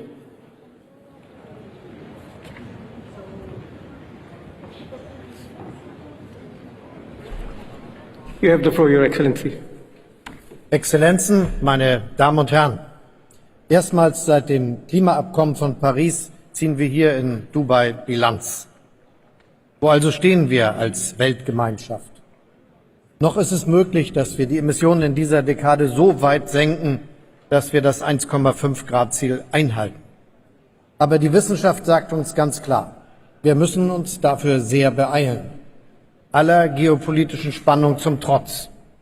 Denn der Klimawandel bleibt die große weltumspannende Herausforderung unserer Zeit. Wir haben alle nötigen Mittel, um diesen Herausforderungen zu begegnen. Die Technologien sind da: Windkraft, Photovoltaik, elektrische Antriebe, grüner Wasserstoff. 2022 sind so viele Gigawatt erneuerbare Energien ans Netz gegangen wie noch nie. 1,3 Billionen Dollar wurden weltweit in saubere Energien und Technologien investiert. So viel Geld für den Klimaschutz wie noch nie. Die Nachfrage nach fossilen Energien hat sich verlangsamt. Der Höchststand ist in Sichtweite. Deutschland treibt diese Entwicklung mit Nachdruck voran. Als erfolgreiches Industrieland wollen wir 2045 klimaneutral leben und arbeiten. In der Europäischen Union und in Deutschland haben wir deshalb für weniger Bürokratie und mehr Tempo beim Ausbau erneuerbarer Energien gesorgt. So haben wir den Anteil der erneuerbaren Energien an der Stromversorgung auf ein neues Rekordhoch gesteigert, von 45% vor 3 Jahren auf fast 60% heute. Und Deutschland nimmt weiter Fahrt auf. Aber auch weltweit wollen wir zu mehr Tempo beim Klimaschutz beitragen und die Energiewende zu einer globalen Erfolgsgeschichte machen. Wir müssen jetzt alle die feste Entschlossenheit an den Tag legen, aus den fossilen Energieträgern auszusteigen, zuallererst aus der Kohle. Dafür können wir bei dieser Klimakonferenz die Segel setzen. 3 konkrete Vorschläge möchte ich Ihnen dafür heute unterbreiten. Erstens machen wir den Ausbau erneuerbarer Energien zur energiepolitischen Priorität Nummer 1 weltweit. Einigen wir uns hier in Dubai auf 2 verbindliche Ziele. Zum einen auf die Verdreifachung des Ausbaus erneuerbarer Energien und zum anderen auf die Verdoppelung der Energieeffizienz, beides bis 2030. Solange wir noch auf Gas angewiesen sind, müssen wir es so klimafreundlich wie möglich erzeugen und transportieren. Methanemissionen der Energiewirtschaft können wir einfach und günstig reduzieren. Wir sollten dafür hier in Dubai den globalen Methan-Pledge als wichtigen Beitrag zur Senkung der Methanemissionen anerkennen. Mein zweiter Punkt betrifft unsere internationale Zusammenarbeit. Wir brauchen Formate, in denen wir gemeinsam Lösungen für die Herausforderungen der Transformation entwickeln.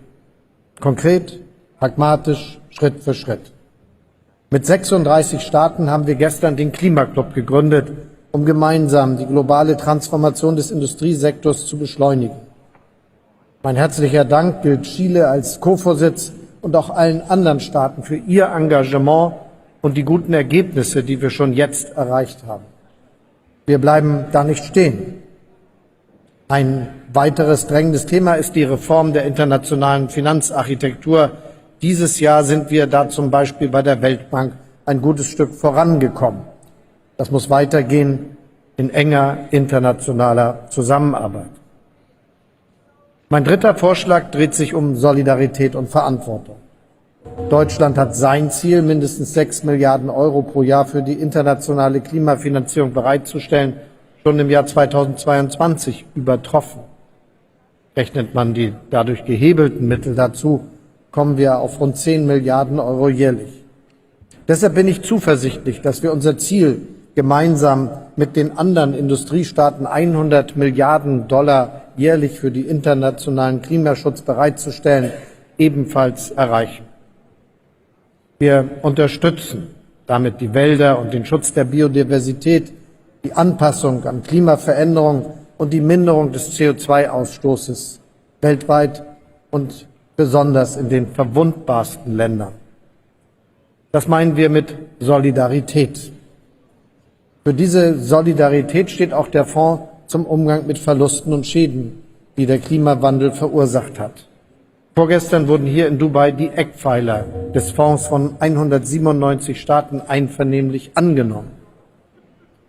Zu diesem Erfolg werden auch wir beitragen. Konkret stehen $100 Millionen aus Deutschland bereit und $100 Millionen von unserem Gastgeber, den Vereinigten Arabischen Emiraten. Für uns ist wichtig, dass dieser neue Fonds den verwundbarsten Ländern zugutekommt und dass wir möglichst viele von uns diesen Fonds unterstützen. Denn Verantwortung tragen auch die Länder, deren Wohlstand in den letzten 3 Dekaden enorm gewachsen ist und die heute großen Anteil an den weltweiten Emissionen haben. Wir brauchen auch Ihre Unterstützung. Dann werden wir den Erwartungen und Herausforderungen gerecht, die die Welt an uns alle richtet. Schönen Dank.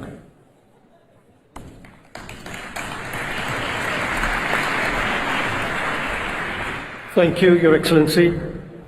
It is now my pleasure to welcome His Excellency Mr. George Manevia, President of Liberia.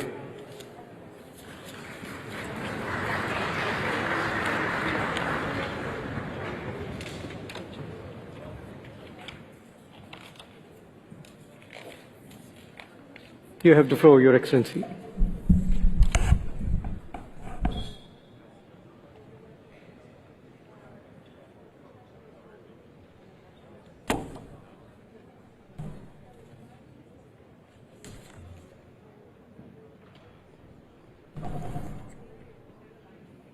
Your Excellency, heads of states and government, distinguished delegates and participants, ladies and gentlemen, I would like to thank the government and people of the United Arab Emirates for hosting the United Nations Climate Change Conference, COP28, here in Dubai.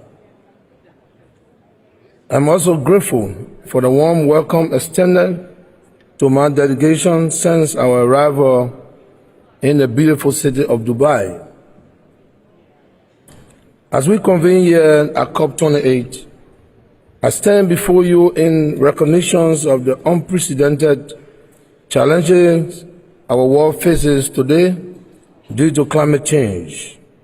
In the wake of COP26 and COP27, the year 2023 has been characterized by record-breaking heat, droughts, flooding, and other disasters caused by climate change, which have occurred with increasing frequency throughout the year.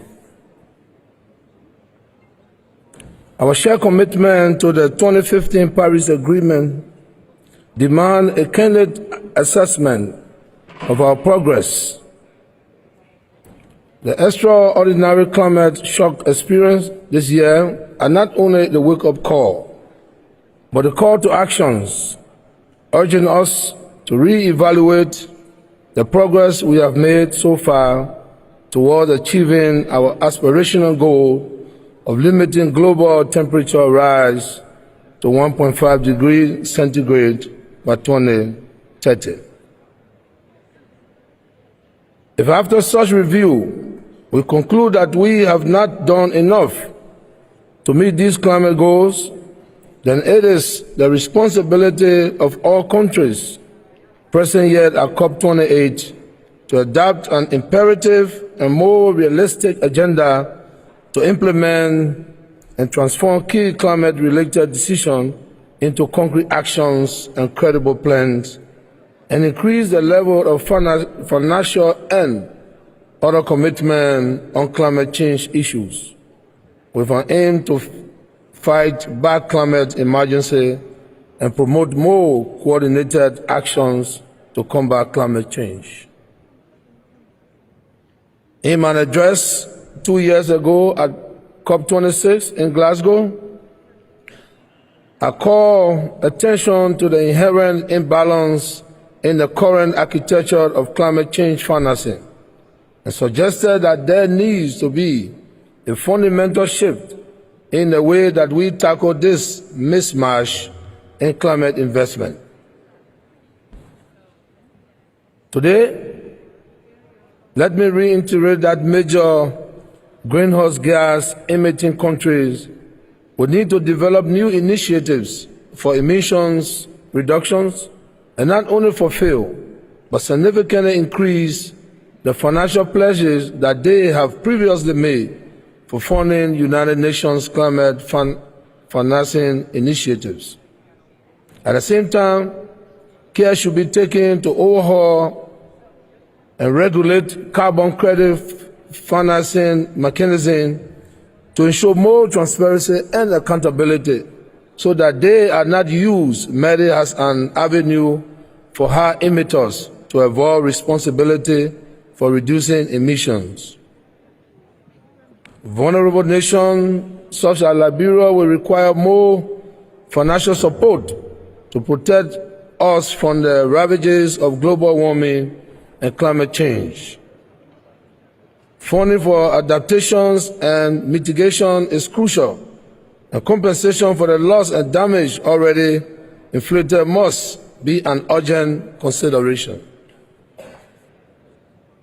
Your Excellency, distinguished delegates, and ladies and gentlemen, in our shared stewardship of this global village, let our deliberations at COP28 culminate in resolute decisions and practical initiatives. I challenge each of you to contribute to the preservation of planet Earth, our only home, for the sake of generations yet unborn. I thank you.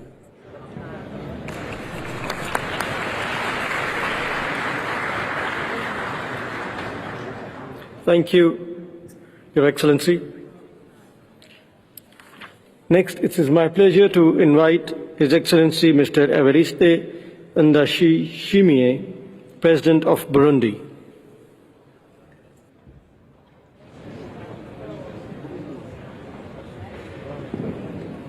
Your Excellency, you have the floor. Merci, Monsieur le Président. Votre Altesse, Monsieur le Président des Émirats Arabes Unis, Majesté, Excellences, Mesdames, Messieurs les chefs d'État et de gouvernement, Monsieur le Secrétaire général des Nations Unies, Mesdames, Messieurs, tout protocole observé. Gloire soit rendue à Dieu qui nous a rassemblés dans cette belle ville de Dubaï autour d'un sujet qui éveille l'attention de tous, le changement climatique, un des défis les plus pressants de notre planète. Avant tout propos, j'adresse mes vifs remerciements au président des Émirats Arabes Unis pour l'accueil chaleureux et l'hospitalité légendaire qui nous ont été réservés depuis notre arrivée. Excellences, Mesdames, Messieurs, la COP 28 me donne l'agréable opportunité de joindre la voix du Burundi à celle du monde qui en appelle aux actions concrètes et urgentes pour secourir la planète. Le Burundi, verdoyant, longé de cours d'eau et de lacs et riche en biodiversité, subit de plein fouet les effets du changement climatique que nul n'ignore. Pour y faire face, le Burundi, tout comme d'autres pays signataires de l'accord de Paris, s'est engagé à travers le document de contribution déterminé au niveau national et a intégré la protection de l'environnement, le renforcement de la résilience au changement climatique et la sécurité alimentaire dans les politiques nationales et dans la vision du Burundi, pays émergent en 2040 et pays développé en 2060. Comme vous le savez, les aléas climatiques n'agissent pas seulement sur l'environnement physique, ils affectent aussi la bonne santé des populations. À cet effet, le Burundi a pris en compte les mesures sanitaires dans le plan d'atténuation du changement climatique et a battu le record dans le récent rapport de l'Alliance mondiale pour le changement climatique en s'alignant en tête de liste des pays ayant le plus pris en compte la santé de la population dans leur plan d'atténuation. Plusieurs initiatives de protection et de restauration des paysages ont été prises, notamment un vaste programme national de reboisement dénommé Ewe Burundi Urambaye, le Burundi couvert, la promotion de l'agroforesterie, le traçage des courbes de niveau, etc., tout en impliquant bien sûr toutes les couches de la population. J'aimerais saluer à cette occasion la mise en place du fonds pertes et dommages dans le souci de soutenir les efforts des pays moins polluants dont le Burundi fait partie pour renforcer leur résilience au changement climatique et mieux contribuer à la régulation du climat mondial. Avant de clore mon propos, je réitère l'appel à une synergie d'efforts pour concrétiser nos discours par des actions. J'ose espérer également que de cette COP 28 sortiront des réformes qui allégeront les lourdes procédures d'accès aux mécanismes de financement déjà existants. Je vous remercie de votre aimable attention.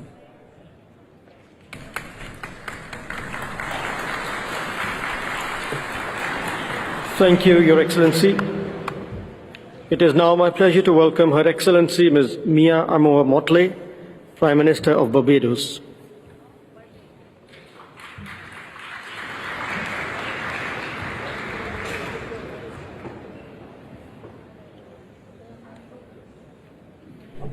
Your Excellency, the floor is yours. Thank you very much, Mr. Chairman. I have 180 seconds to address you. And in 180 seconds, we really need to understand what we face. We want to thank all for the progress that we've made so far, whether it is loss and damage, the fund that has been created but really needs now to be properly capitalized, the recognition that loss and damage alone, however, is only a part of the equation, because for every dollar that we spend before disaster, we can save $7 in damage and indeed in loss of lives. The truth is that we are in danger of being sucked in to an international media frenzy that allows us only to capture that which can be captured in a soundbite. Our world is more complex than that, and we continue to need significant funds for adaptation for countries that simply will not be met unless there's a different approach to how we address both the capitalization of the international financial institutions, the commitment of countries, and indeed the recognition that non-state actors and individuals need to come to the table to add to the capitalization. If not, we will not make it possible for countries to access the funds necessary to avoid the damage. We live now in the age of superlatives. And in the age of superlatives, we've seen this year 1/3 of the days of the year exceed 1.5 degrees. In Glasgow, I said this was a death sentence. It is a death sentence for many. And the reality is that unless we change course and adopt the policies that can in fact help mitigate that increase in temperatures, we are going to see far more lives lost and far more damage done. The reality is that the global methane agreement that the world needs to see has not yet come. And while we are seeing countries move towards greater regulation, we need to be able to have concrete action with respect to the controlling of methane, largely because its damage in the near term is far greater than even CO2. Where is it going to be found for the progress to be made and to avoid the tipping point? We need oil and gas companies to agree to fix the leaks in their pipelines and to ensure that they also stop the flaring. The bottom line is that there have been voluntary commitments, but that has not gotten us very far.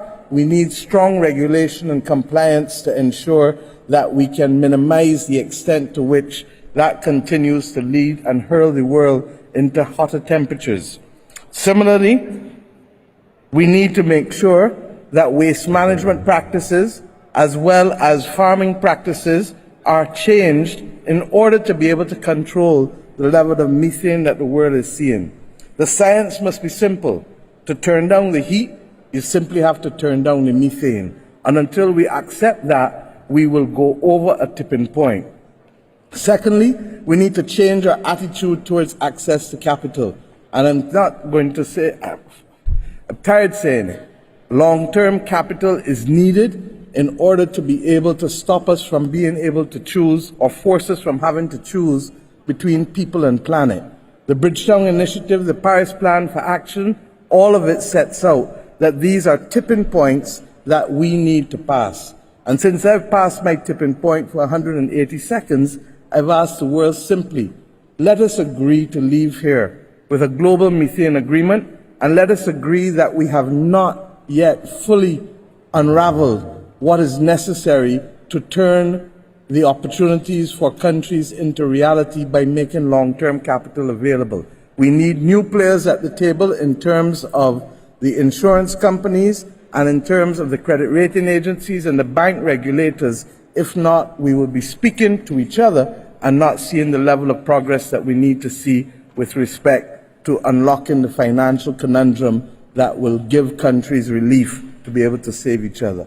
I pray that the world will find it possible to restore trust and to allow the multilateral system truly to work, but we need clarity as to where the locus for decision-making must be if these things are to happen. Thank you.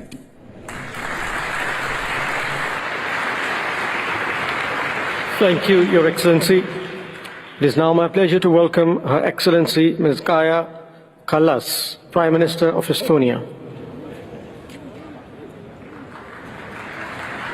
Your Excellency, you have the floor. Thank you. Excellencies, ladies and gentlemen, there is no other collective effort as demanding as solving the climate crisis. I thank our host, the United Arab Emirates, who is committed to finding climate solutions. We have a clear to-do list to keep the 1.5 degree scenario alive. Estonia strongly supports the Presidency's call for a paradigm shift. We need decisiveness to translate words into action. In Estonia, we already act. We place climate at the center. Our message is the economy must fit into the environmental boundaries. In Estonia, we embrace the twin transition. With the help of modern technology, we align our society, our economy, and mindset with a sustainable future. It is necessary to cut emissions and boost renewable energy at the same time. We must triple renewable energy globally by 2030 and improve energy efficiency while phasing out fossil fuels. I encourage every country to join the pledge. We need both an ambitious negotiation outcome as well as pledges to strengthen national targets. Early signs are promising. We cannot afford to be distracted by the geopolitical scheming of those who use ecocide as a tool of warfare. Earlier this year, Russia destroyed the Novakhovka Dam in Ukraine with no regard for the catastrophic environmental consequences and also endangering the nearby nuclear power plant. Russia's full-scale aggression has a global impact, including to food security. Vast areas of arable land need to be rid of mines and pollution caused by Russia. It's vital we join our efforts not only to reduce the global impact of ecocide, but to help Ukrainians to stop the aggressor and rebuild their country sustainably. Responsible countries come together for our common future, and Estonia wishes to lead by inspiration. Today, digital is enabling our green reform. Estonia's parliament has adopted a new renewable electricity target of 100% by 2030, more than tripling our level of renewables production. We plan to reduce emissions by 80% already by 2035 compared to 1990 levels. It is a bold ambition since until very recently our energy production was dominated by fossil fuels. Bold ambition is necessary, especially now as we take stock of the implementation of the Paris Agreement for the first time. On climate finance, I'm pleased to announce Estonia's contribution of 1.1 million euros. We pledge 1 million to the Green Climate Fund and equal contributions to the UNFCCC Trust Fund for supplementary activities and the new Loss and Damage Fund. Small countries contribute to solving the climate crisis, and this year our public, private and third sector solutions are on no display in our first ever national pavilion. I've not yet spoken about our greatest treasure, young people. The new generation takes climate justice issues into their hearts and their minds. We must believe in them. In the face of climate change, people must be empowered, knowledge and tools need to be shared. You say climate crisis, we say let's act. Thank you.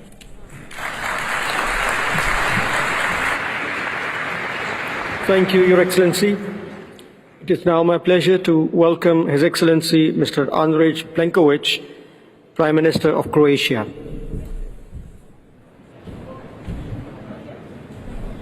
You have the floor, Mr. President. Thank you very much, Mr. Chairman.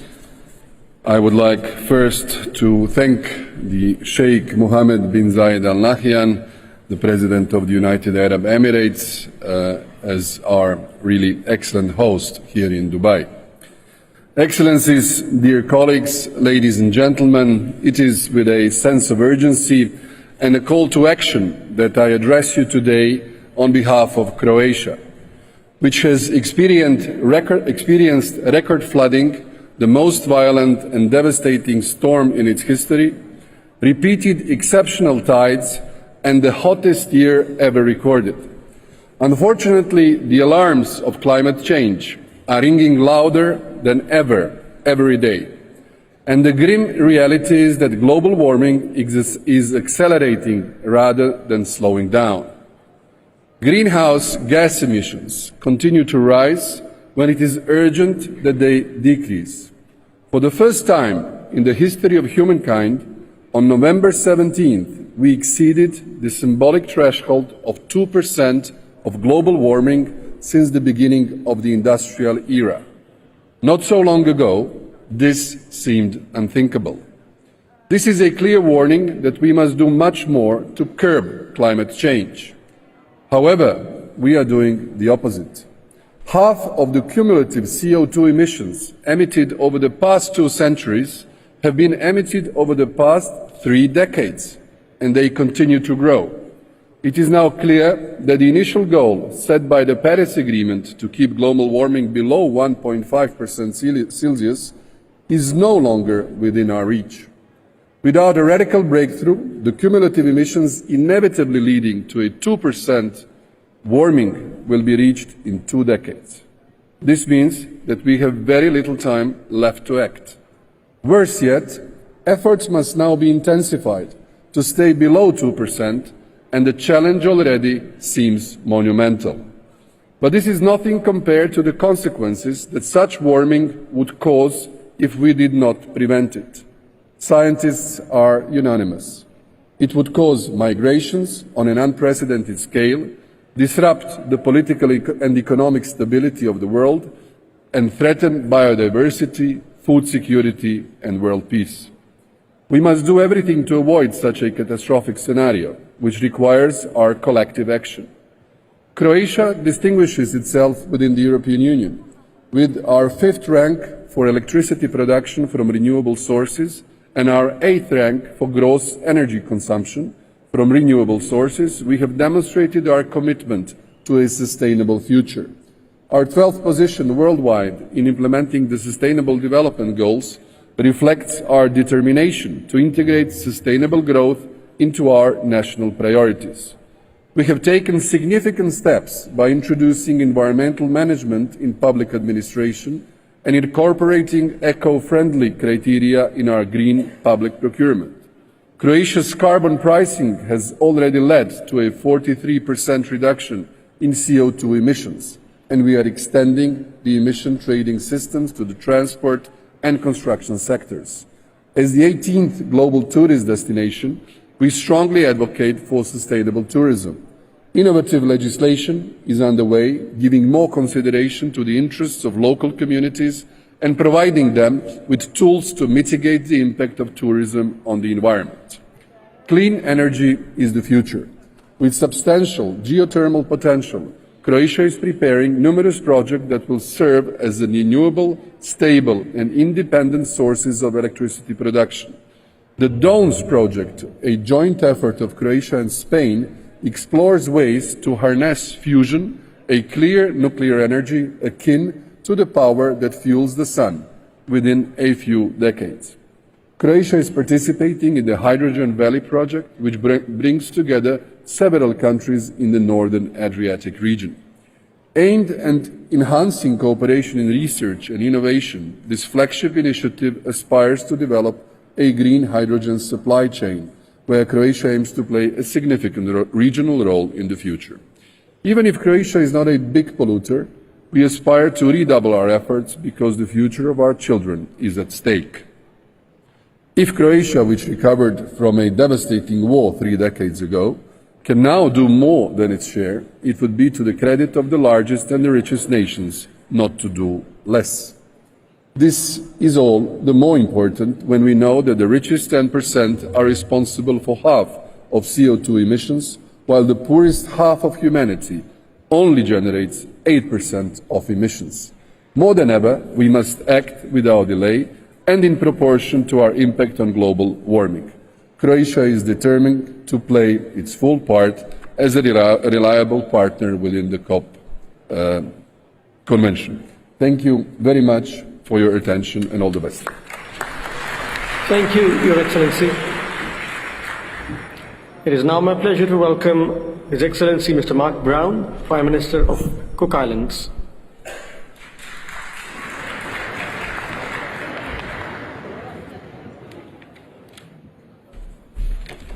You have the floor, Your Excellency.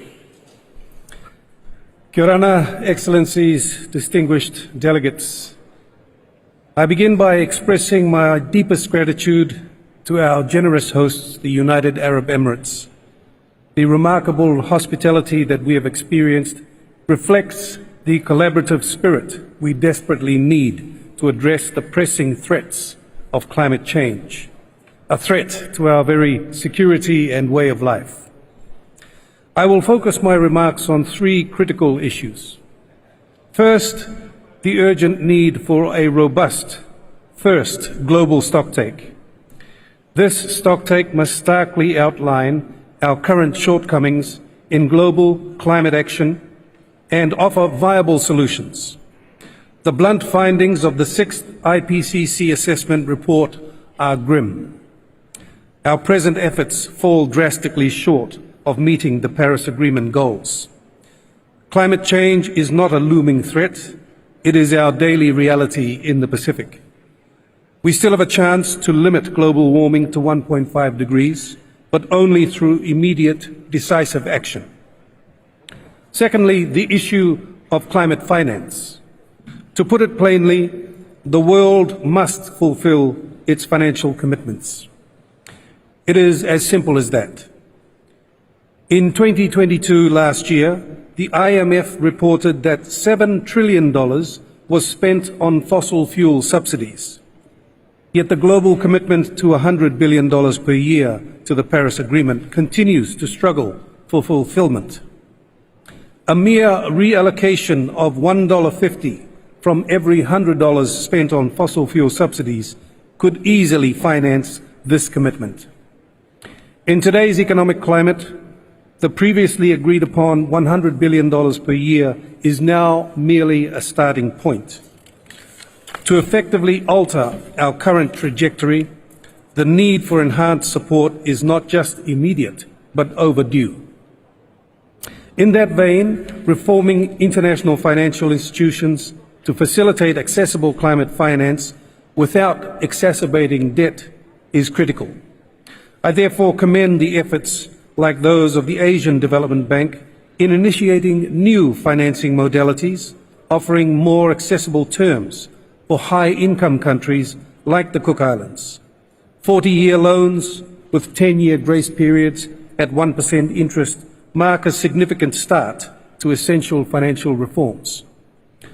I urge others to adopt the example of the ADB.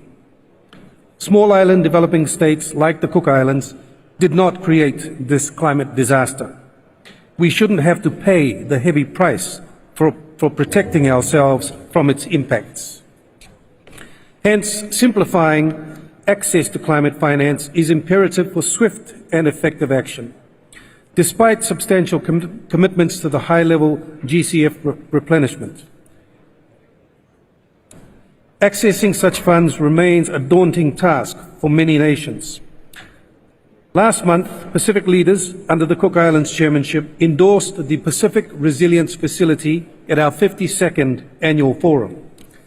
This facility was born out of necessity to address the unique needs of the Pacific, especially for adaptation.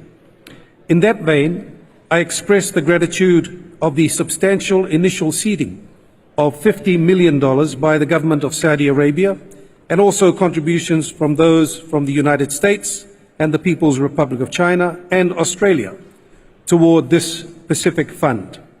These generous contributions demonstrate a growing and much-needed commitment to Pacific nations.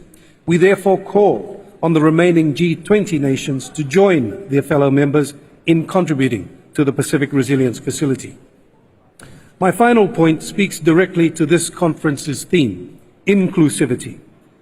We must adopt a new mindset, as urged by our COP28 President, embracing bold and innovative solutions to meet the challenges of reducing carbon emissions. In this spirit, I refer to the Critical Minerals Program of the Cook Islands. Guided by the best available science and the full adoption of the precautionary principle, my people are exploring the potential of critical metal supply from our ocean minerals, not as an act of defiance, but as a commitment to find solutions. We urge the world not to fear the unknown, but to join us fearlessly in the pursuit of science and knowledge to strengthen the global energy transition. Through collaboration, we can protect our environment while meeting our development and climate action needs, ensuring that no one is left behind. I invite global leaders and partners to join us in these vital initiatives, bringing constructive and material support to the Pacific in this context. I congratulate the United Arab Emirates on its new $30 billion fund for global climate solutions, seeing it as a promising resource for furthering shared goals in our climate journey. Excellencies, consider the plight of those on the front lines of an environmental war that we did not initiate. Ask ourselves, what if this were my home? What if this were my family? How would you act? The Pacific, constantly under siege from sea level rise and extreme weather events, is a testament to the global implications of climate inaction. Respect, commitment, and shared humanity must be the cornerstones of our actions, propelling us towards a successful outcome at COP28.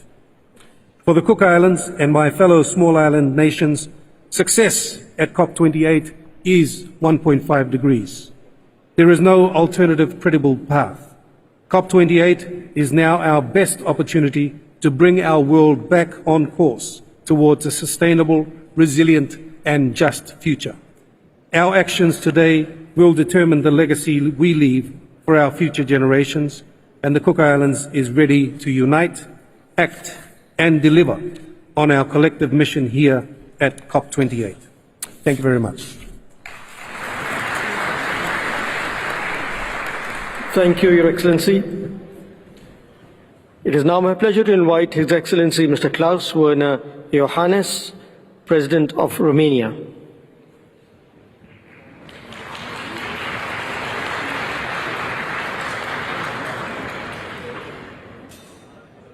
Thank you so much, Excellencies, ladies and gentlemen. We are all aware that the current global emissions reductions fall short of the goal of the Paris Agreement. Climate change is intensifying and its effects as well. We are facing day by day greater and more complex challenges, but our focus on the environment must be maintained. We need to enhance our climate ambition and swiftly accelerate the implementation of climate commitments already taken. Romania has some of the lowest emissions per capita in the European Union and holds a firm commitment to accelerate mitigation measures.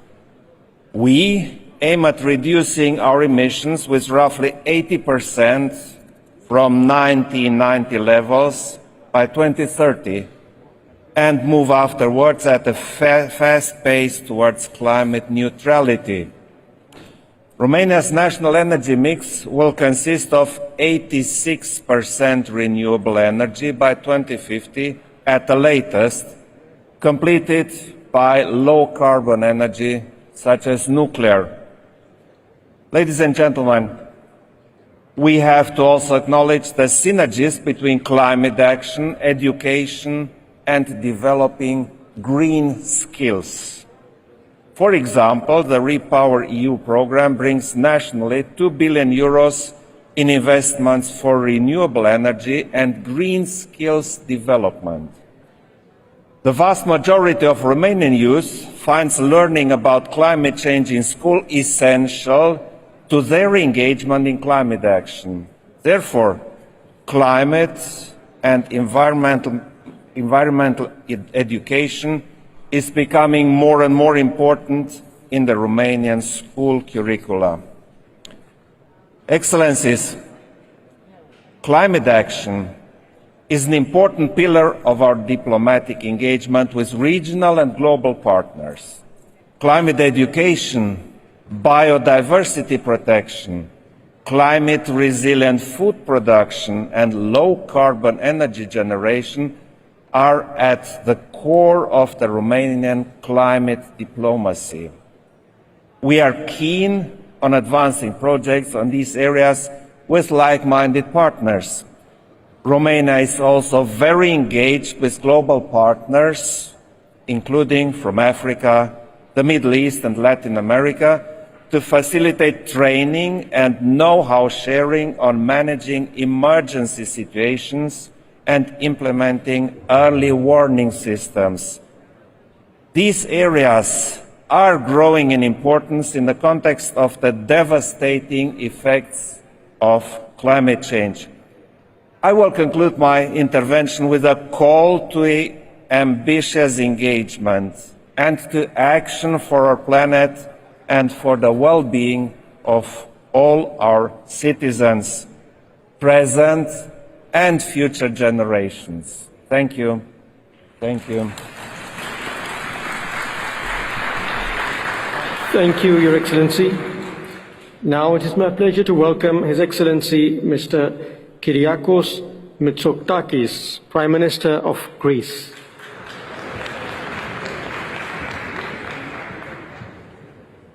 You have the floor, Your Excellency. Thank you. Excellencies, dear colleagues, ladies and gentlemen, the evidence of the climate crisis has never been clearer. Equally, the benefits of a faster transition to a net zero economy have never been more obvious. Greece embodies this dichotomy probably better than many countries. In just a few weeks, we experienced forest fires that burned over 1% of our landmass and rains that brought more water in a single day than most places receive in a year, causing unprecedented floods. And yet, alongside this climate devastation, a new Greece is emerging. We have cut our coal use by over 80%. We are growing our economy at a much faster pace than the Eurozone average while reducing emissions.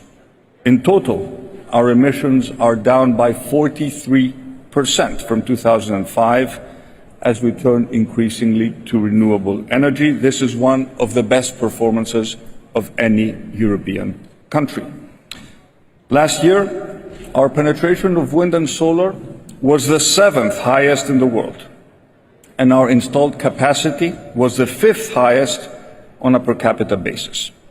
The wind and sun now generate over half of our electricity, and they shield us from the energy crisis that Russia caused when it invaded Ukraine. The environmental, economic but also geopolitical benefits of a rapid transition to renewable energy have never been more obvious. We are renovating our homes and our offices at an unprecedented rate. We're building a carbon capture and storage value chain for our heavy industry. Our islands are laboratories of cutting-edge sustainability practices. And as a world leader in maritime transportation, we take very seriously the responsibility of decarbonizing shipping, as long as we preserve our competitiveness and ensure a global level playing field. And we will soon harness one of our greatest untapped potential, offshore wind, and in particular, the winds of the Aegean Sea, an energy source that will literally redraw the energy map of the region. Our investments in energy come alongside our focus on resilience. Our early warning system, the 112 number, has proven to be a lifesaver. One message can literally mean the difference between life and death. And we need more such cost-effective and scalable technologies. Our societies are not prepared for the climate crisis that is already with us. We must devote more resources to resilience. The adaptation gap is as important as the emissions gaps. And Europe has an important role to play in that direction. As we build the future, we cannot forget the past. We must ensure a just transition for the communities that got us here.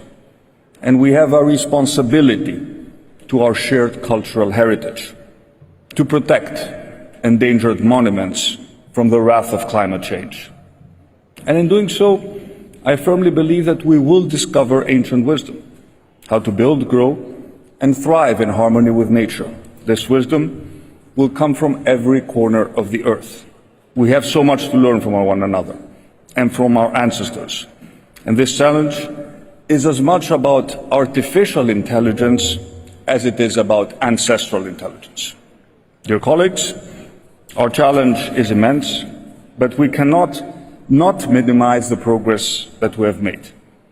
Let us instead draw strength from it as we step into the next and most important part of our common journey together. Thank you very much. Thank you, Your Excellency. It is now my pleasure to invite Her Excellency Ms. Katrín Jakobsdóttir, Prime Minister of Iceland.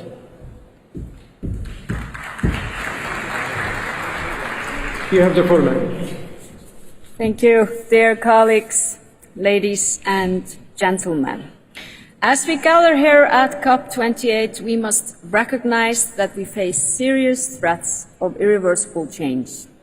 We must stick to our goal to limit temperature increase to 1.5 degrees. Iceland welcomes the synthesis report by the IPCC and strongly supports its guidance on effective climate action. We have moved dangerously close to the 1.5 degree target as we take stock of the Paris Agreement. The good news is that we are seeing a burst of climate action in many countries and economic sectors, including a record investment in renewable energy. The price of green technologies is going down.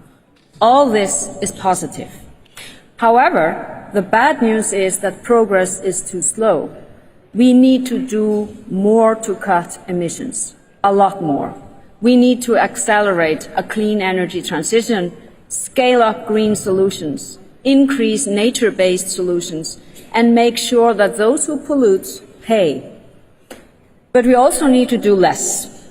Our economic systems are focused on maximizing production and consumption rather than sustainability and well-being, and this needs to change. Transitioning into clean and sustainable energy is critical for the health of our Earth, and Iceland supports the phasing out of fossil fuels. And subsidies of fossil fuels need to end. We should not burn public money to cook the planet. Instead, we should scale up support for clean solutions and just transition. We need to improve our food systems, alleviate hunger, improve nutrition and lower carbon emissions of food production, especially in developed countries. Blue food from the ocean has great potential in providing quality nutrition with a low carbon footprint. Iceland maybe does not count among the world's biggest emitters, but small states have a role to play. And Iceland has a role to play, not least in advancing green solutions from geothermal utilization to carbon mineralization. Iceland has put into legislation to become carbon neutral no later than 2040. My government will not issue licenses for oil exploration in Icelandic waters. We are implementing a legislation on the circular economy. We have set ourselves ambitious climate goals, including working on decarbonizing all major sectors. Climate action is central to Iceland's international development cooperation policy and will feature even more prominently in our plan for the next 4 years. My government is committed to mobilizing increased funding to climate financing, and we are proud to take part in the establishment of the new fund for loss and damage. Our contribution to begin with will be $600,000. We will also raise contributions to the Green Climate Fund and the Adaptation Fund. The global community needs to concentrate on the perils of climate change and environmental degradation. The right to a healthy and sustainable environment is a human right, and we need to base all our actions on that ground. Let us focus our minds at this important meeting with its global stocktake and give a clear message that we will do what it takes to save our planet. Thank you. Thank you, Your Excellency. It is now my pleasure to invite His Excellency Mr. Antonio Costa, Prime Minister of Portugal. You have the floor, Your Excellency. Senhor Presidente, Excelências, o propósito que nos junta nesta COP28 não podia ser mais premente. São-nos exigidas ações imediatas para evitar uma catástrofe climática. Portugal está determinado a atingir as metas do Acordo de Paris e quero aqui anunciar que vamos mesmo assumir objetivos mais ambiciosos. Desde logo, a antecipação em 5 anos para 2045 da nossa meta de atingir a neutralidade carbónica. Mas para alcançar as metas de longo prazo, são necessárias ações de curto e médio prazo. Há um mês, Portugal atingiu um novo recorde. Durante 6 dias consecutivos, a totalidade da eletricidade consumida teve origem em fontes renováveis.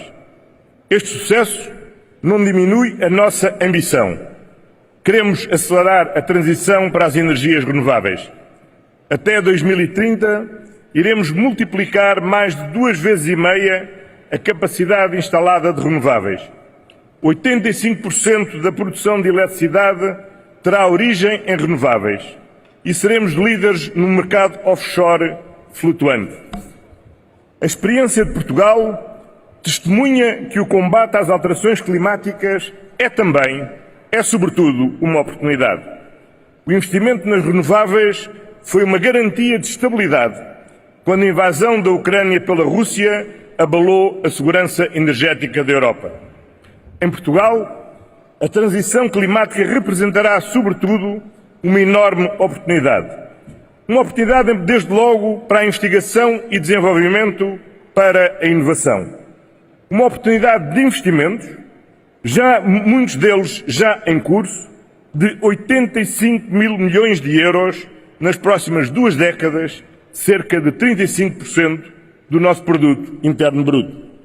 Investimentos no solar, no eólico offshore, mas também no hidrogênio verde e em outros gases renováveis, em biocombustíveis e em combustíveis sintéticos, na valorização do lítio e no desenvolvimento da sua fileira industrial. E ainda, na nova indústria que a energia verde promove, desde a mobilidade elétrica até ao aço verde. Estes investimentos são uma oportunidade para criar mais e melhores empregos, uma oportunidade para Portugal ser, a plataforma da indústria verde da União Europeia. Mas é crucial que a transição energética seja justa e não deixe ninguém para trás. Essa é para nós uma questão central e um desafio com o qual também já nos deparamos com o encerramento das últimas 2 centrais a carvão em 2021. Investir na qualificação e na requalificação e combater a pobreza energética são, por isso, também uma prioridade. Excelências, o investimento em políticas sustentáveis tem um custo financeiro significativo e desproporcional nos países em desenvolvimento. Por essa razão, Portugal vai investir ao longo desta década mais de 68 milhões de euros na cooperação internacional para o clima. Em junho, assinámos com Cabo Verde e ontem com São Tomé e Príncipe compromissos inovadores para a conversão da dívida em financiamento climático. Até 2005, vamos converter 15,5 milhões de euros da dívida em investimento nos fundos climáticos destes 2 Small Island Developing States. E em 2025, acreditamos que a avaliação positiva deste primeiro passo nos permitirá generalizar esta conversão em investimento da totalidade da dívida de Cabo Verde e de São Tomé. Este ano, aumentámos também as verbas para a cooperação internacional. Quadruplicámos ontem o nosso compromisso com o Green Climate Fund. E posso anunciar que iremos contribuir com 5 milhões de euros para o novo Fundo de Perdas e Danos sobre o Clima. Não há ação climática, excelências, sem ação oceânica. O nexo clima-oceano é central na nossa estratégia. Antecipamos, por isso, para 2026 a meta de classificar 30% da área marinha e ainda a semana passada demos um passo importante ao criar a área marinha protegida do Recife do Algarve.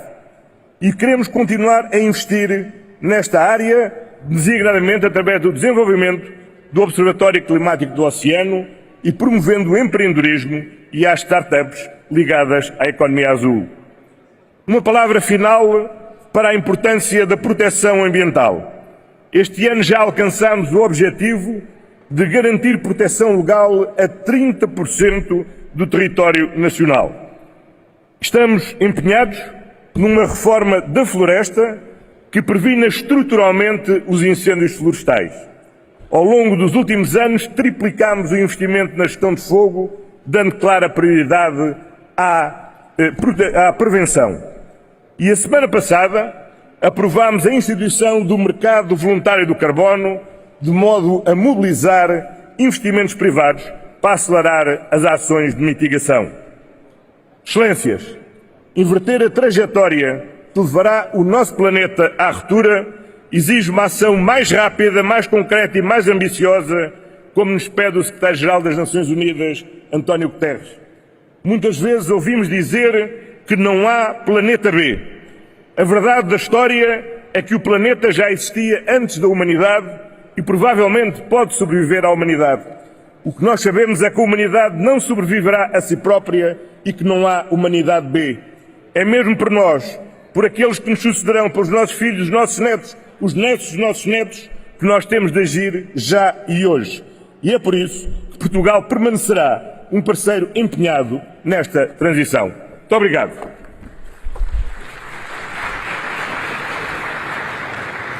Thank you, Your Excellency. It is now my pleasure to invite His Excellency Mr. Rumen Georgiev Radev, the President of Bulgaria.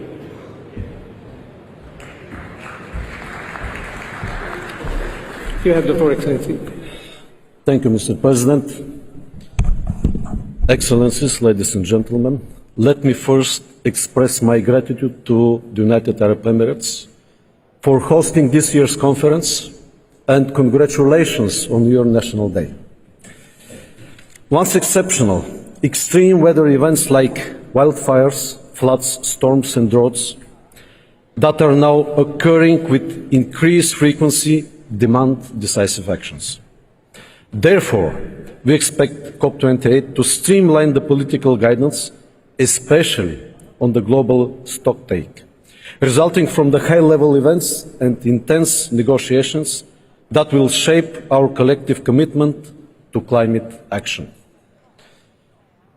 Rising to the challenge of climate change requires a holistic approach to accelerate the transition towards sustainable, low-carbon economic models.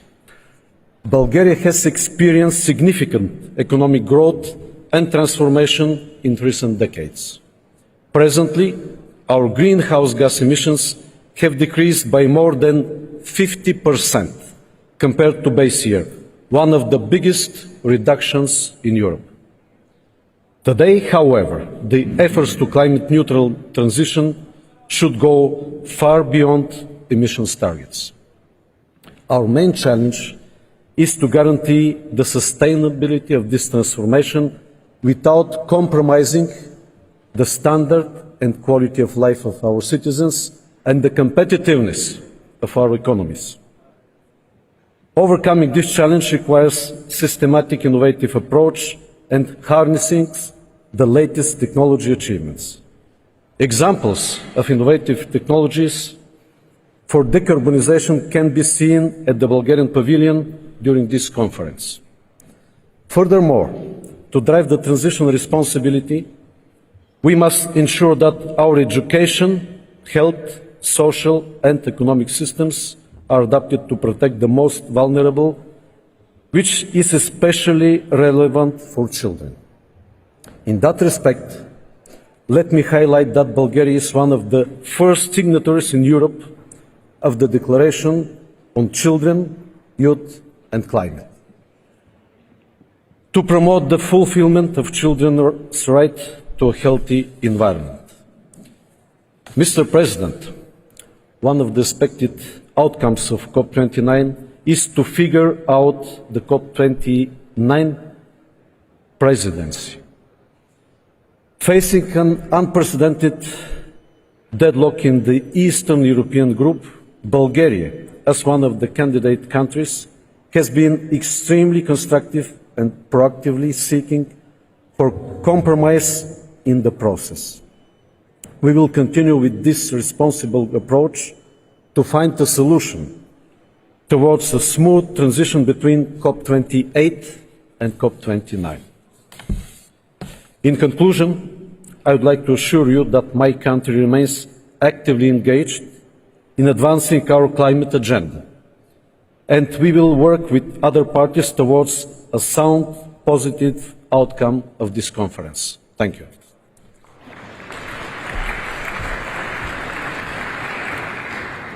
Thank you very much, Your Excellency.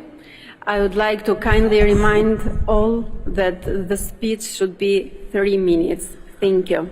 And now it is my pleasure to welcome His Excellency Mr. Jonas Gahr Støre, Prime Minister of Norway.